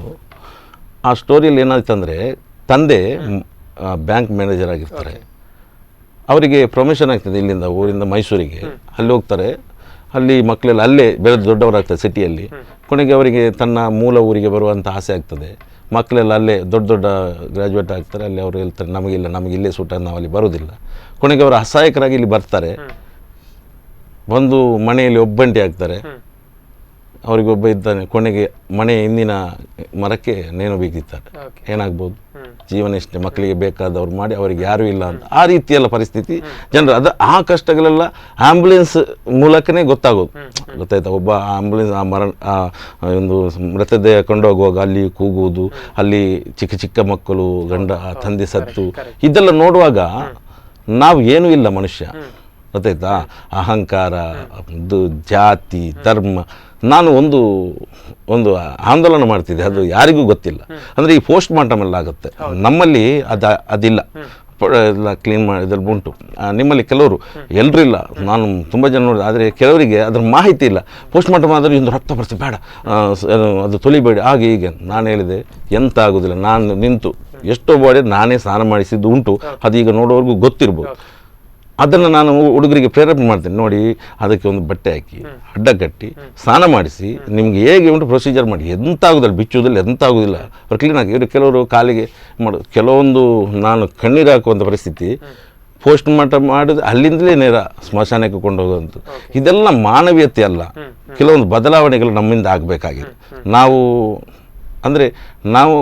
ಅಣ್ಣ ತಮ್ಮ ಇರ್ತೇವೆ. ಈಗ ನನಗೆ ಮದುವೆ ಆಗ್ತದೆ, ನನ್ನ ಹೆಂಡತಿ ಬರ್ತದೆ, ಮಕ್ಕಳಾಗ್ತದೆ, ಅವಾಗ ಇವನಿಗೆ ಕೆಲವೊಂದು ಸಮಸ್ಯೆಯಲ್ಲಿರ್ತದೆ, ಅವನನ್ನು ಬಿಟ್ಟಾಗ್ತಾರೆ. ಆವಾಗ ಅವನು ಅನಾಥ ಆಗ್ತಾನೆ. ಇಲ್ಲಿ ಇವಳ ಕಾಟ ಇವನಿಗೆ ಕಂಟ್ರೋಲ್ ಆಗಬೇಕು. ಅವಾಗ ದಾರಿಗೆ ಬರ್ತಾನೆ. ದಾರಿಗೆ ಬಂದು ಅವನು ಎಲ್ಲರೂ ಹೇಳ್ತಾರೆ ಏನು ಮಾಡೋದು ನನ್ನ ಸಮಸ್ಯೆ ಹೀಗೆ. ಕೊಂಡೋಗುವಾಗ ಹೋಗಿ ಕೇಳಿದರೆ ಇರ್ಲೆ ತಪ್ಪಲೆ ಹೆಂಗಿಲ್ಲ ಅವಳು ಪಡಕೆ ಮಾಡು ಹಾಗೆ ಹೀಗೆ ಕೆಲವೊಂದು ಸಮಸ್ಯೆಗಳು. ನಾವು ಕರ್ಕೊಂಡ್ಬಂದು ಸರಿ ಮಾಡಿ ಏನಾದರೂ ಕೊಡ್ತೇನೆ. ಅದು ವಿಶ್ವನಾಥ್ ಪೂಜಾರಿ ಅಂತ ಮೊನ್ನೆ ನೋಡಿದ್ದೀರಲ್ಲ ನೀವು, ಒಂದು ಹೆಣ ಬಂತು ನನಗೆ, ಅದು ಅನಾಥಶವಾಗಿತ್ತು ಮುಲ್ಕಿಯಲ್ಲಿ. ನಾವಾದರೂ ಅದು 4-5 ವರ್ಷ ಆಗ್ತಾ ಬಂತು. ಈಗ ಲಯನ್ಸ್ ಕ್ಲಬ್ ಇದ್ದು ಆ ಮೋರ್ಚರಿ 800,000 ಹತ್ತಿರ ಆಯ್ತು ಈಗ ಆ ಬಾಡಿ ಇಟ್ಟು. ನಾನು ಅಲ್ಲಿ ಬಂದ ಟರ್ನಿಂದ ಫೋನ್ ಬಂತು, ಸರ್ ಸಿಕ್ಕಿದ್ರು ಅಂತೇಳಿ. ನನಗೆ ಖುಷಿ ಆಯಿತು, ಇನ್ನು ಅದನ್ನು ಏನಾದರೂ ಸಾಗಿಸ್ಬೋದಲ್ಲ ಅಂತೇಳಿ. ಬಂದವರು ಒಬ್ಬರೇ, ಆ ಮೃತದ ಇದ್ದವರ ತಮ್ಮ. ನಾನೇನು ಮಾಡಿದೆ, ಇನ್ನು ಕೊರುವುದಲ್ಲ, ಇವರು ತುಂಬ ಟೆನ್ಷನಲ್ಲಿದ್ದಾರೆ, ಫೋನ್ ಮಾಡ್ತಾರೆ, ಯಾರು ಬರೋದಿಲ್ಲ, ಪೊಲೀಸ್ನವ್ರ ಹತ್ರ ಹೋಗಿ ಏರ್ಲ ಬತ್ತಿದ್ದಾರೆ ಈಗೆಲ್ಲ ಹೇಳ್ತಾ ಇದ್ರು. ನನ್ನ ಹತ್ರ ಬಂದರು, ಎಂತ ಒಡೆ ಪತವಪ್ಲಿಕ್ಕೆ ಮುಳ್ಳುಂಡ ಮಾಸಾನೊಂಡ. ಆ ದಿವಸ ಮುಲ್ಕಿಯಲ್ಲಿ ಲಾಕ್ಡೌನ್ 2 ಗಂಟೆ ನಂತರ. ನಾನು ನಮ್ಮ ಅದೇ ಪುತ್ತುಭಾವಕನವರಿಗೆ ಕಾಲ್ ಮಾಡಿ ಹೇಳಿದೆ, ಸರ್ ಹೀಗೆ ನಮಗೆ ಸ್ಮಶಾನ ಒಂದು, ಅವಾಗ ಅದೇ ಕಿಶೋರ್ ಶೆಟ್ಟಿ ಅವರನ್ನು ನನಗೆ ತಕ್ಷಣ ಅವರು ಕಳಿಸ್ಕೊಟ್ರು. ಅವರು ಸ್ಮಶಾನದ ಕೀ ಕೊಟ್ಟರು, ನಾನು ಕಟ್ಟಿಗೆ ಎಲ್ಲ ಹೋಗಿ ತಂದೆ. ಅಂದರೆ ನಾವು ಅಲ್ಲಿ ಅವರಿಗೆ ಸಾಥ್ ಮಾತ್ರ ಕೊಟ್ಟಿದ್ದು, ಗೊತ್ತಾಯ್ತಾ. ವಿಶ್ವನಾಥ ಪೂಜಾರಿ ಅವರ ವಿಷಯ ಅಂತ ಹೇಳಿದರೆ, ಅವರು ಕಾರ್ನಾಡ್ನಲ್ಲಿ ತುಂಬ ವರ್ಷ ಇದ್ದವರು, ಕೊನೆಗೆ ಯಾರೂ ಇಲ್ಲ ಅಂತೇಳಿ ಅವರು ದಾರಿ ಬಂದು ಬಸ್ ಸ್ಟ್ಯಾಂಡಲ್ಲಿದ್ದರು. ಇಷ್ಟು ಗಡ್ಡೆ ಎಲ್ಲ ಬಿಟ್ಟು ಅವರನ್ನು ತಂದು ನಾನು ಸಾಗಿ ಈಗ ನನ್ನ ಆಶ್ರಮದಲ್ಲೇ ಇದ್ದಾರೆ. ಆವಾಗ ಅವರು ಈ ಸ್ಮಶಾನದ ವಿಷಯ ನನ್ನ ಹತ್ರ ಹೇಳಿದ್ದು, ನಾನು ಅದು ಮಾಡಿದ್ದೀನಿ. ಆವಾಗ ಅವನು ನಿಮಗೆ ಆಗ್ತದಲ್ಲ, ಓಕೆ ಯಾಂ ಬರ್ಪೆ ಸಾಹೇಬರ್ ಅಂತ ಹೇಳಿದರು. ಕರ್ಕೊಂಡು ಹೋದೆ, ಅವ್ರ ಹತ್ರ ಹೇಳಿದೆ, ನಿಮ್ಮ ಮಾಹಿತಿ ಕೊಡಿ, ನಾನೆಲ್ಲ ಇಡ್ತೇನೆ, ತೊಂದರೆ ಇಲ್ಲ. ನಮ್ಮ ಇನ್ನೂ ಇಬ್ಬರು ವಿಶೇಷ ಅತಿಥಿ ಕರ್ಕೊಂಡು ಹೋಗಿ ಅವರ ಕೆಲಸ ಮುಂದುವರಿಸಿದ್ವಿ. ಓಕೆ ಎಲ್ಲ ಆಯಿತು. ಕಟ್ಟಿಗೆಯವರಿಗೆ ಕೊಟ್ಟ ಹಣ ಕೊಟ್ಟು ಬೇರೆ ಬೇರೆ ಅವರೆಲ್ಲ ಅದೆಲ್ಲ ಮಾಡಿದರು. ನನ್ನ ಆಂಬುಲೆನ್ಸ್ ಡ್ರೈವರ್ ಶಂಶೀರ್ ಅಂತೇಳಿ ಅವೊಂದು ವಿಡಿಯೋ ಮಾಡಿ ನಾನು ಅದನ್ನು ಇಷ್ಟು ದಿವಸ ನಾವು ಏನು ಮಾಡಿದರೆ ಏನು ಇಷ್ಟು ದೊಡ್ಡ ಪ್ರಚಾರ ಆಗ್ತಿರ್ಲಿಲ್ಲಲ್ಲ. ತುಂಬ ಕೆಲಸ ಮಾಡಿದೆ ಸರ್, ಎಷ್ಟೋ ಬಾಡಿಯನ್ನು ತೆಗೆದಿದ್ದೇನೆ, ನೀರಿಗೆ ಬಿದ್ದದ್ದಾಗಲಿ, ಕೊಳೆತದ್ದಾಗಲಿ, ಆ ತುಂಡಾದದ್ದು ಎಲ್ಲ ನಾನು ಅದಕ್ಕೆ ಮುಜುಗರ ಮಾಡಿದ್ರೆ. ಒಂದೊಂದು ರೈಲ್ ಆಕ್ಸಿಡೆಂಟ್ ಆದರೆ ಅದು ಇಷ್ಟು ಅರ್ಧ ಕಿಲೋಮೀಟರ್ ಇರ್ತದೆ, ಅದನ್ನು ನಾವು ಎಕ್ತೇವೆ, ನಮಗೆ ಅದರಲ್ಲಿ ಇದಿಲ್ಲ. ಆದರೆ ಇದು ಎಂತಾಯಿತು, ಇವು ಅಪ್ಲೋಡ್ ಮಾಡ್ತಾರೆ ನನ್ನ ಗ್ರೂಪಿಗೆ. ಅದು ನಮ್ಮದು ಶಫಿ ಉಚ್ಚಿಲ್ ಅವರು ಪಬ್ಲಿಕ್ ನೆಕ್ಸ್ಟಲ್ಲಿ ಪ್ರಸಾರ ಮಾಡಿದರು. ನಾನು ಅಲ್ಲಿಗೆ ಮುಗೀತಂತ ಹೇಳಿದೆ. ಅದು ಮಾರನೇ ದಿವಸ ಪೇಪರಲ್ಲಿ ಬಂತು.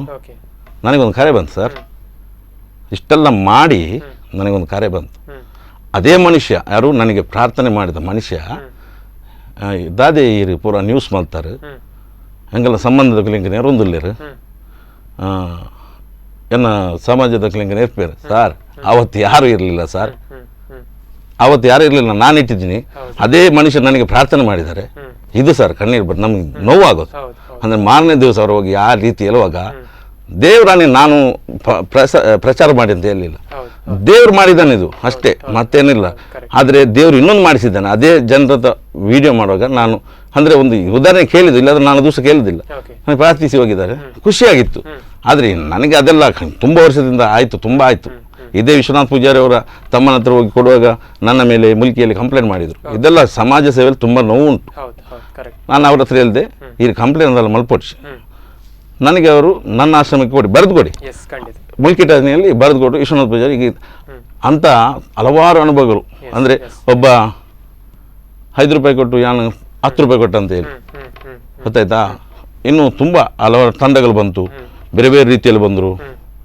ಅವರಿಗೆ ಅಂದರೆ ಅವರು ಅಲ್ಲಿ ಬಂದು ಏನೋ ಒಂದು ಮುಂದೆ ಬಂದು ನಿಲ್ಬೇಕು. ನಾನು ಹೇಳಿದೆ, ಸರ್ ಇದು ಕೋಟಿ ಇಟ್ಕೊಂಡು ಮಾಡುವಂಥ ಕೆಲಸ ಅಲ್ಲ, ಇದು ಇಲ್ಲಿಂದ ಬರಬೇಕು. ಅಂದರೆ ಪ್ರತಿಯೊಂದು ಈಗ ನನ್ನಲ್ಲಿ ಇಬ್ಬರು ಕೆಲಸಕ್ಕಿದ್ರೂ ಕೂಡ ಕೆಲವೊಂದು ಮಾಹಿತಿ, ಗುಪ್ತಾಂಗ ಕ್ಲೀನ್ ಮಾಡಬೇಕು, ಇನ್ನೊಂದು ಕ್ಲೀನ್ ಮಾಡಬೇಕು, ಅದೆಲ್ಲ ನಾನು ಕೆಲಸವನ್ನು ಮಾಡಿಸ್ಲಿಕ್ಕೆ ಆಗ್ತದಾ? ಎದ್ದು ಹೋಗ್ಬೋದು ಅವನು. ಅದು ತಿಂಗಳಿಗೊಮ್ಮೆ ನಾನೇ ಮಾಡೋದು ಸರ್, ಅವ್ರ ಹತ್ರ ಹೇಳಿಕ್ಕೆ ಆಗೋದು, ಅದು ಹೇಳುವಂಥ ಕೆಲಸ ಅಲ್ಲ, ಗೊತ್ತಾಯ್ತಲ್ಲ. ಕಂಟ್ರೋಲ್ ಮಾಡ್ತಾ ಇದ್ದೆ ನಾನು. ಅಂದ್ರೆ ಅಷ್ಟು ನೋವುಂಟು. ಯಾರೊಬ್ಬ ಬಂದು ನಾನು 2 ಕೋಟಿ ಕಿಸೆಯಲ್ಲಿ ಉಂಟು ನೀನು ಕೊಡ್ತೇನೆ ಅಂತ ಹೇಳಿದರೆ, ನೀನು ಅಲ್ಲಿ ಸಂಬಳಕ್ಕೆ ಮಾಡುವಂಥ ಅದು ಸಂಬಳ ಅಲ್ಲ ಸರ್, ಅದು ಮನಸ್ಸಿನಿಂದ ಅದು ಇದು ಬೇಕು, ಮಾಡುವಂಥ ಇದು ಕೆಲಸ. ಅದು ಮಾಡಿದರೆ ಮಾತ್ರ ಆ ಕೆಲಸ ಮಾಡ್ಬೋದು. ಇಲ್ಲದಿದ್ದರೆ ನೀವು ಹೆಸರು ಮಾಡೋದು ನಾವಲ್ಲ, ಖಂಡಿತವಾಗಿ ಈ ಕೆಲಸವನ್ನು ಆತ್ಮಾರ್ಥದಿಂದ ಮಾಡಿದರೆ. ನಾವು ಒಂದು ದಿವಸ ಹೇಳಿದ್ರೆ ನನಗೆ ಚಾಲೆಂಜ್ ಹಾಕಿದ್ರು ತುಂಬ ಇದ್ದಾರೆ, 5 ತಿಂಗಳು ಮಲ್ಪೆ ಹಾಗೆ ಮಾಡ್ತಾರೆ. ಅಂದರೆ ಅಷ್ಟು ಜನ ಸಾಕ್ತಾ ಇದ್ದಾನಲ್ಲ, ಜನರು ಬಿಟ್ಟಿಲ್ಲ. ಇಷ್ಟು ನನಗಿದೆ. ಈಗ ಅಕ್ಕಿ ಸಹ ಉಂಟು, ಅವ್ರಿಗೆ ಬೇಕಾದ್ದೆಲ್ಲ ಉಂಟು. ಅಂದರೆ ಅಷ್ಟು ಜನರಿಗೆ ಪ್ರೀತಿ ಗಳಿಸಿದ್ದೇನೆ ನಾನು. ಇನ್ನೊಂದು, ಯಾರು ಹೇಳಿದ್ದಾರೆ ಅವರಿಗೆ ಇದೊಂದು ವೇದಿಕೆ ಆಯಿತು, ಗೊತ್ತಾಯ್ತಾ. ಈ ಮುಖಾಂತರ ನಾನು ಅವ್ರಿಗೆ ಹೇಳ್ತಾ ಇದ್ದೇನೆ, ಇದು ಬಂದ್ ಮಾಡುವಂಥದ್ದಲ್ಲ, ಖಂಡಿತ ಅಲ್ಲ. ನಾನು ಇರುವವರೆಗೂ ಬೇಡಿ ಆದರೂ ಹೀಗೆ ಇಷ್ಟರವರೆಗೆ ಯಾರತ್ತು ಈಗ ಬೇಡಲಿಲ್ಲ, ಅವರ ವೇಷ ಹಾಕಿ ಆದರೂ ನಾನು ಅವರನ್ನು ಸಾಕ್ತೇನೆ. ಖಂಡಿತ ಇದು ಇವನು ನಮಗೆ ಸಪೋರ್ಟ್ ಕೊಡ್ಬೇಕು, ದೇವರು ಮಾಡ್ತಾನೆ. ಒಳ್ಳೆ ಮಾತು ಸರ್. ಸೊ ಇಬ್ಬರಿಗೂ ಕೂಡ ಸರ್ ಬಹಳಷ್ಟು ವಿಷಯವನ್ನು ಈ 1 ಗಂಟೆಗಳ ಕಾಲ ನಾವುಗಳು ಹಂಚಿಕೊಂಡ್ವಿ. ಇನ್ನಷ್ಟು ಸಮಾಜ ಸೇವೆ ತಮ್ಮಿಂದ ಮುಂದುವರಿತದೆ ಅಂತ ನಮ್ಗೆ ಗೊತ್ತು. ಹಾಗೇನೆ ಮುಂದುವರಿತಿರಲಿ. ಧನ್ಯವಾದಗಳು ಸರ್ ಕಾರ್ಯಕ್ರಮಕ್ಕೆ. Thank you. ಎಸ್ ವೀಕ್ಷಕರೇ, ಇಷ್ಟು ಹೊತ್ತು ನಮ್ಮ ಜೊತೆ ಸಮಾಜ ಸೇವಕರು, ಅದರ ಜೊತೆಗೆ ಸಮಾಜದಲ್ಲಿ ನಮ್ಮಿಂದ ಏನಾಗ್ತದೆ ಅನ್ನುವಂತಹ ಸಹಾಯವನ್ನು ಮಾಡುವಂಥವರು, ನಾವು ಮಾಡುವಂಥ ಸಹಾಯದಲ್ಲೇ ದೇವರನ್ನು ಕಾಣುವಂಥ ಒಂದಷ್ಟು ಮನೋಭಾವನೆಯನ್ನು ಹೊಂದಿದವರು. ನಾವು ಮಾಡಿದಂಥ ಕೆಲಸ ಬೇರೆಯವರ ಬಾಯಿಂದ ಕೊಂಡಾಡಬೇಕು ಅಂತಿಲ್ಲ, ಆದರೆ ನಾವು ಮಾಡುವಂಥ ಕೆಲಸ ದೇವರ ಕೆಲಸ ಅನ್ನುವಂಥ ಮಾತುಗಳನ್ನು ಕೂಡ ಹೇಳಿದರು. ಅದ್ರ ಜೊತೆಗೆ ಇನ್ನೊಂದು ಮಾತನ್ನು ಹೇಳಿದರು, ನಾವು ಮಾಡುವಂಥ ಕೆಲಸ ಮನಪೂರ್ವಕವಾಗಿರಬೇಕು, ಮನಸ್ಸಿನಿಂದ ಮಾಡಬೇಕು. ಅದ್ರ ಜೊತೆಗೆ ನಾವು ಮಾಡುವಂಥ ಕೆಲಸದಲ್ಲಿ ಯಾರೆಲ್ಲ ಸಹಕರಿಸಿದ್ರಿ ಎಲ್ಲರಿಗೂ ಕೂಡ ಅಭಿನಂದನೆ ಅಂತ ತಿಳಿಸಿದರು. ಹಾಗೆಯೇ ಅವರಿಗೆ ಇಷ್ಟರವರೆಗೆ ಯಾರೆಲ್ಲ ಸಹಕಾರ ಮಾಡಿದ್ರಿ ಎಲ್ಲರಿಗೂ ಕೂಡ ನಮ್ಮ ವಾಹಿನಿಯ ಕಡೆಯಿಂದ ಅಭಿನಂದನೆಗಳು. ಸ್ಪೆಷಲಿ ಇವತ್ತಿನ ಕಾರ್ಯಕ್ರಮದಲ್ಲಿ ನಮ್ಮ ಜೊತೆ ಉಡುಪಿಯ ಪರಿವರ್ತನಾ ಫೌಂಡೇಶನ್ನ ಮೋಹನ್ ಭಟ್ ಅವರಿದ್ದರು. ಅದರ ಜೊತೆಗೆ ಸಮಾಜ ಸೇವಕರಾಗಿರುವಂಥ ಆಸಿಫ್ ಆಪತ್ ಬಾಂಧವರು ಇದ್ದರು. ಅವರು ಹಲವಾರು ಈ ವೃದ್ಧಾಶ್ರಮಗಳೇನಿದ್ದಾವೆ, ಅನಾಥಾಶ್ರಮಗಳೇನಿದ್ದಾವೆ, ಹಾಗೆಯೇ ಒಂದಷ್ಟು ಜನರನ್ನು ಸೇರಿಸಿಕೊಂಡು ಅವರ ಕೈಯಲ್ಲಿ ಎಷ್ಟು ಆಗ್ತದೆ ಅದನ್ನು ಸಹಕಾರವನ್ನು ಮಾಡ್ತಿದ್ದಾರೆ. ಲಾಕ್ಡೌನ್ನ ಸಮಯದಲ್ಲಿ ಪರಿವರ್ತನಾ ಫೌಂಡೇಶನ್ನ ಬಗ್ಗೆ ಬಂದರೆ ಅವರು ಕೂಡ ಒಂದಷ್ಟು ಸಹಕಾರವನ್ನು ಮಾಡಿದ್ದಾರೆ. ಇವರ ಸೇವಾ ಜರ್ನಿ ಇನ್ನಷ್ಟು ಮುಂದುವರಿಲಿ. ನಮ್ಮ ವಾಹಿನಿಯಲ್ಲೇ ಇವರ ಸೇವಾ ಜರ್ನಿಯ ಬಗ್ಗೆ ಇನ್ನಷ್ಟು ವರದಿಗಳನ್ನು ಮುಂದೆ ಬಿತ್ತರಿಸ್ತಾ ಇರ್ತೇವೆ. ಇದು ಈ ಹೊತ್ತಿನ ವಿಶೇಷ. ನಿರಂತರ ಸುದ್ದಿಗಾಗಿ ನೋಡ್ತಾ ಇರಿ Spandana TV. Thank you so much. Bye.